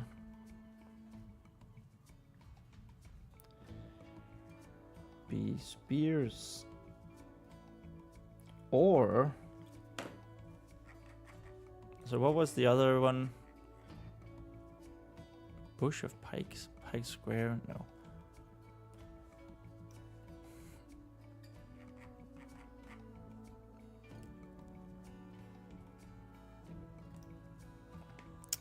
What would that... Oh, halberdiers. Is that not what it would be called? Halberdiers. Halberdier. Halberdiers? Halberds. I mean, this is probably actually what I'm looking for. Yeah, this is much more what I'm looking for. This makes way more sense. Like, and for a guard to have that, a pole arm, yeah, but specifically this, the halberd. Or halberds. But for now, it is going to be pike. Oh, you couldn't see that. Oh, I just added this. It's going to be a pike. So there's that.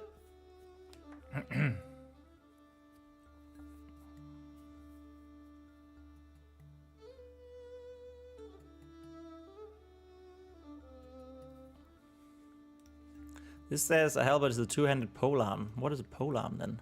Is it just a pole weapon? Okay. Oh, polearm. Okay. Right. The more you know.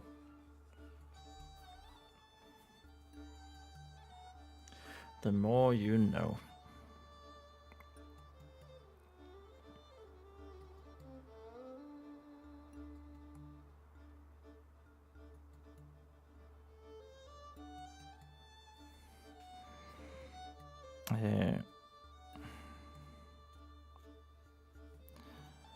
I also think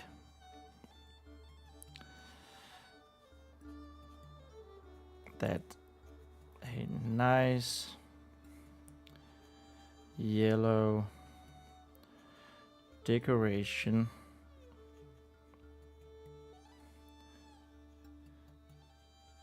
would look great.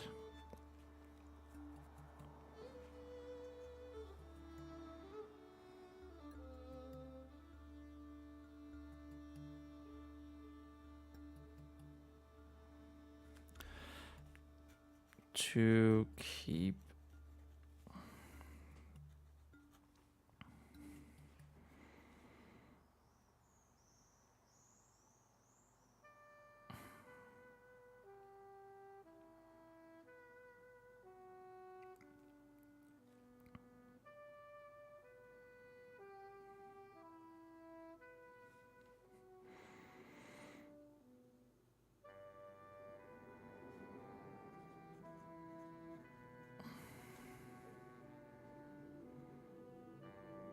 my spear warm.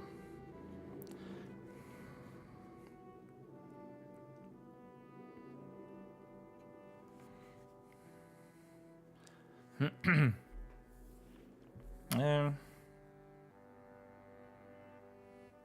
don't know if that makes a whole lot of sense. Phrasing. I'm trying to say it could be like a sheath. Well, he implies that lemon could be a sheath for his spearhead.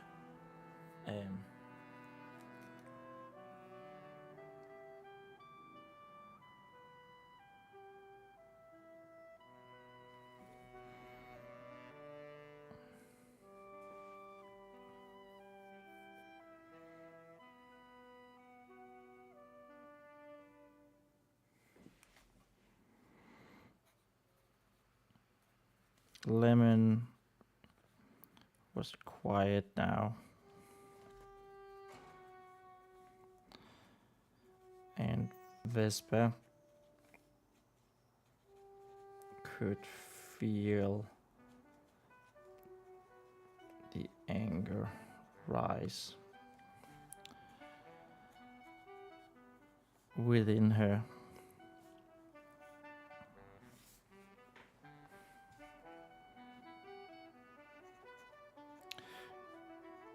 She also kept quiet, though.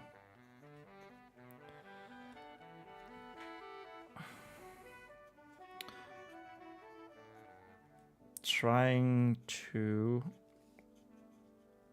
think of a way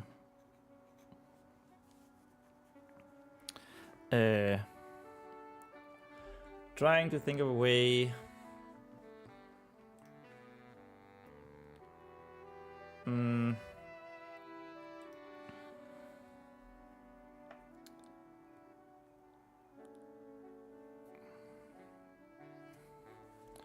trying to think of a way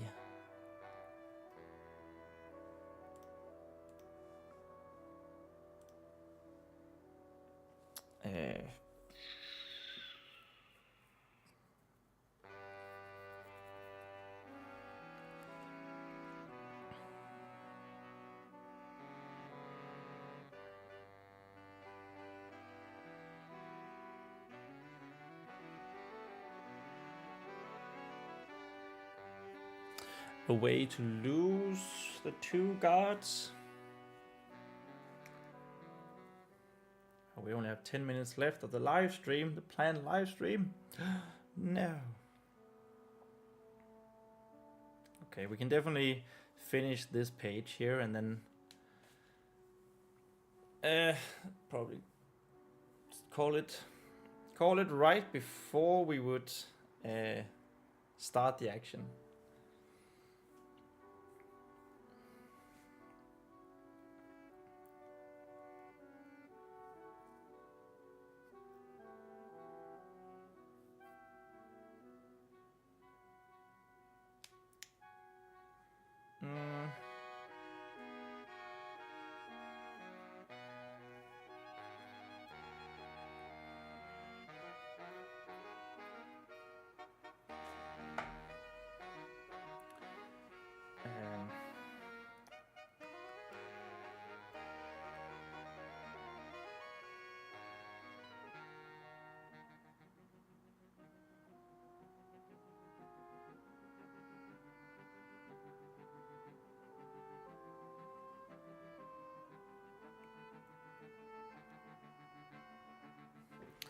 Way to deal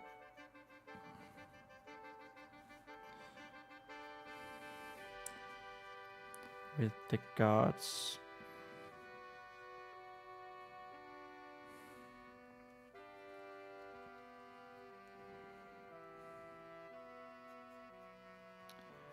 Time was surely not on her side either.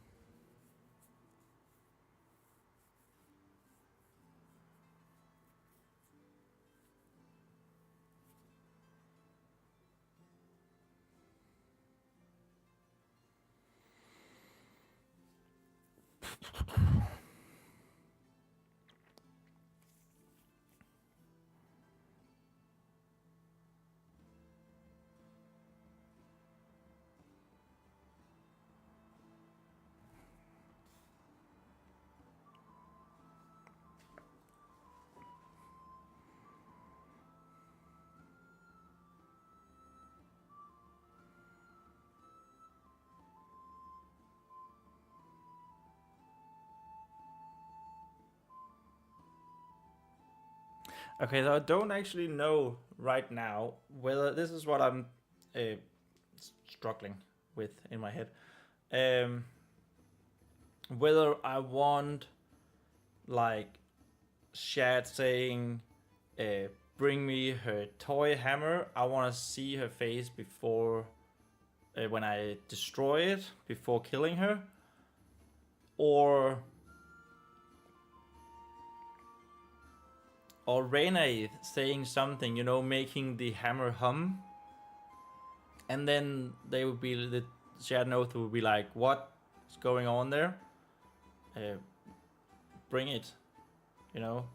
And then Otho can't pick it up, and that's when Lemon goes for Shad, distracts him.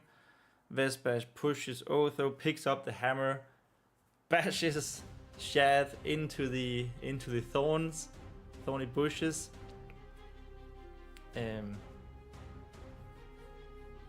Of course, we've completely forgotten about the fact that she's in a graveyard. So it should probably be some small columns, which is like the tombstones.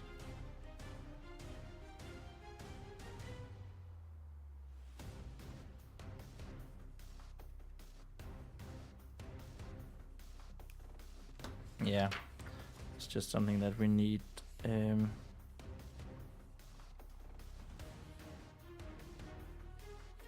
So now there's found black soil, Keats graveyard.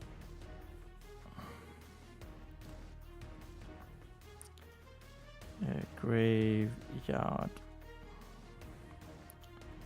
plus tombstones. Columns.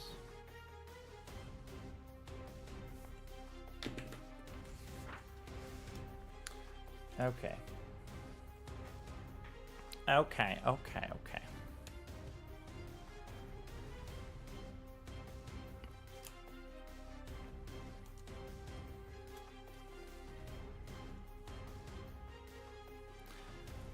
You know, so I just hearing it out loud, I just realized that I think it is much better to have a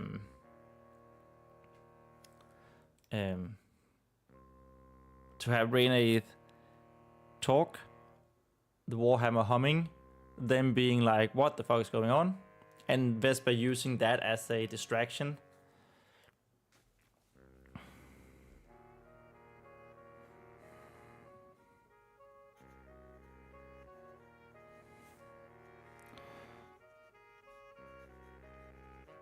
Is there a problem?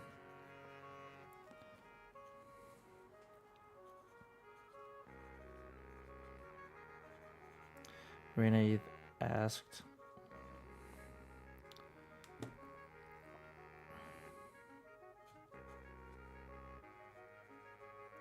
The Warhammer humming.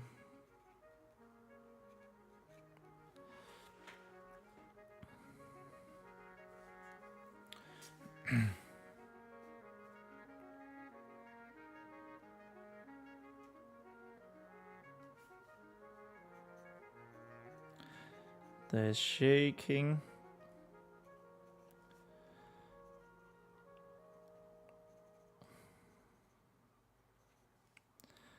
And humming.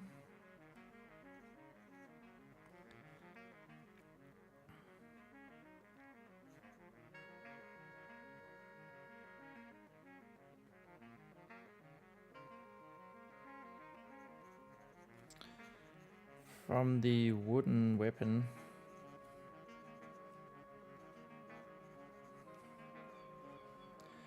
Immediately.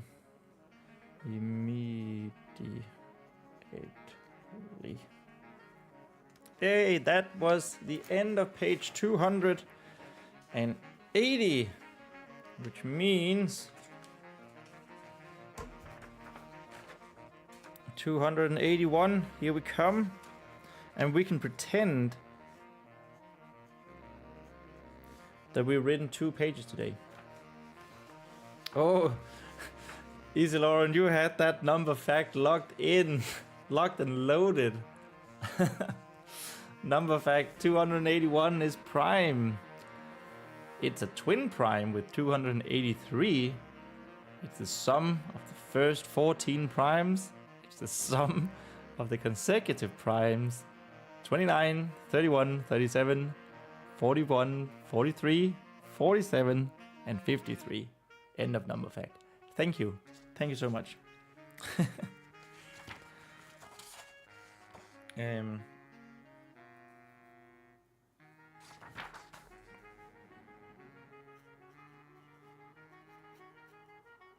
Caught the attention of the otherwise so smug guards. That's a U. And not a CL.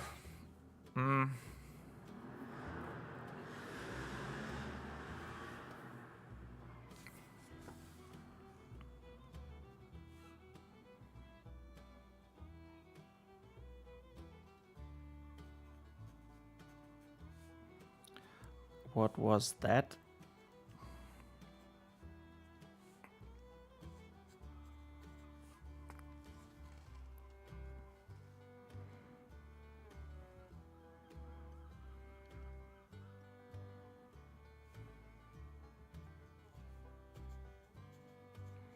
Chat's question had a hint of nervousness.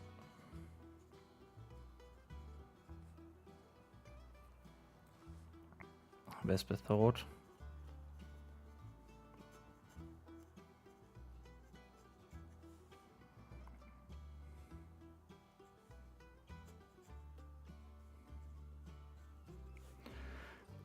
Though it was hard to tell.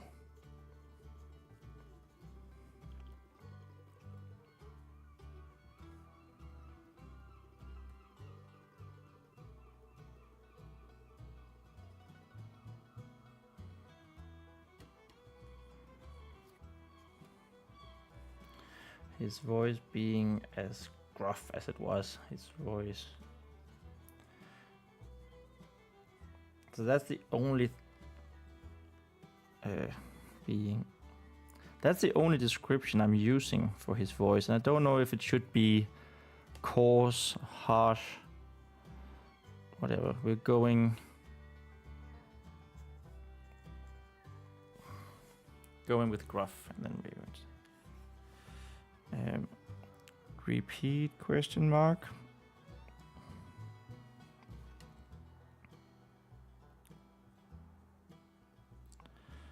Coarse, rough.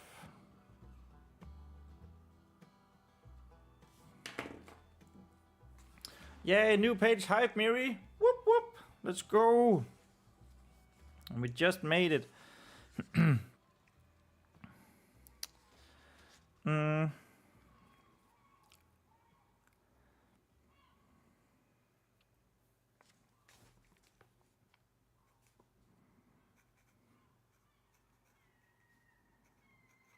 Nothing. Vespa responded.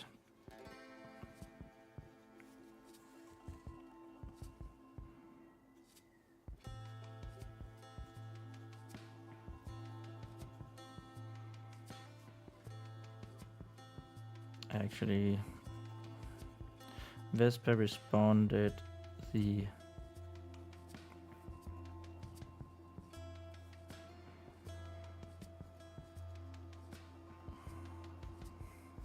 spirit in the warhammer.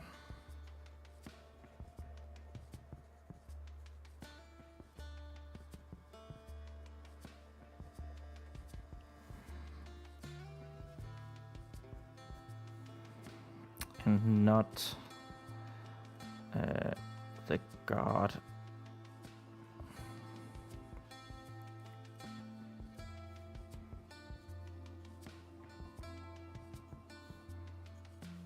just a minor inconvenience. Convenience. Oh, I did it again. Convenience.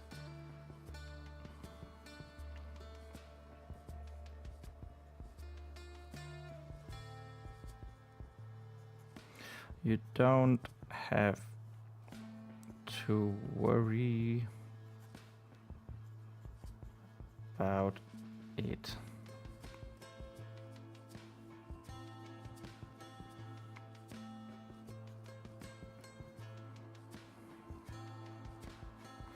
Her eyes never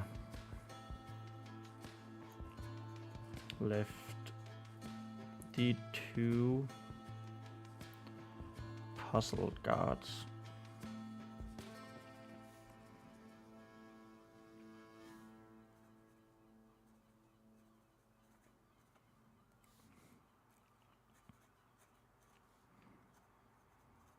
Who are you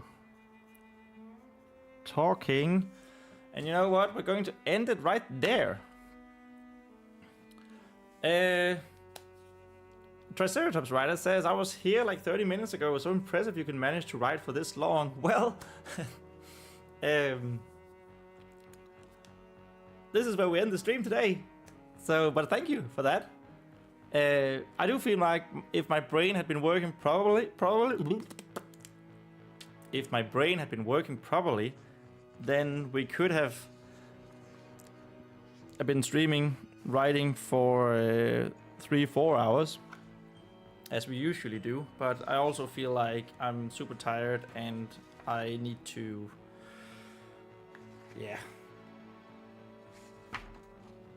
get back into things. It has been almost 2 weeks since last time, so yeah. But thank you for the compliment, though. Yeah, let's have a count. Let's have a word count. So this here is master sort of counting. Of course, we started there. 1, 2, 3, 4, 5, 6, 7, 8, 9, 10, 11, 12, 13, 14, 15, 16, 17, 18, 19, 20, 21, 22, 23, 24, 25, 26, 27, 28, 29, 30, 31, 32, 34, 35, 36, 37, 38, 39. So that's one page. 1, 2, 3, 4, 5, 6, 7, 8, 9, 10, 11, 12, 13, 14, 15, 16, 17.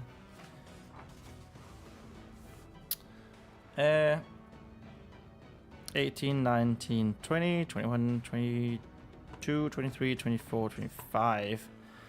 One page and 25 lines. So we did manage to go a little bit above 1.5 pages. So right, 599 words is what our spreadsheet is telling us. There, which means that we are at 103,694 words in total. Whoops, what did I do? Nothing. It's all good. It's all good. And we go like this, and then I go here, so you guys don't have to be taking on this weird journey that I'm going to go on in Streamlabs OBS backend. So 103,694 is the new count, and our Sarah saying good progress today. Thank you, Sarah. I do. It's a little bit below pace though. It's 1.5 pages in 2 hours, 2.5 hours actually. So it's all right. It's all right. Let's go with that. Isidore says good work. Thank you, dude. let's just say that it's a-okay. I think it's I mean, any new writing, any new progress is good, right? So at some point we're bound to hit the end, you would think. There we go. And I believe that was indeed it. And I go there, and I go there. And yep, that was it for today. Thank you guys so much for joining. All of you in the chat. Miri, it was great to see you again. Progress is progress indeed. And yeah, just thank you for being here, guys. Please like it on YouTube if you haven't already, the stream. And maybe even subscribe to me if you're new here. It would be awesome to have you follow along on this journey. And I'm back Wednesday. Hopefully we'll do a longer stream there. My brain is hopefully working. I'll be sure to make the live stream schedule it right after this, so you can already go and mark it. Same to you. Thank you, Miri. And yeah, just remember that we write our own stories, and have a lovely evening or day or night wherever you are, and I'll hopefully see you Wednesday. All right, bye.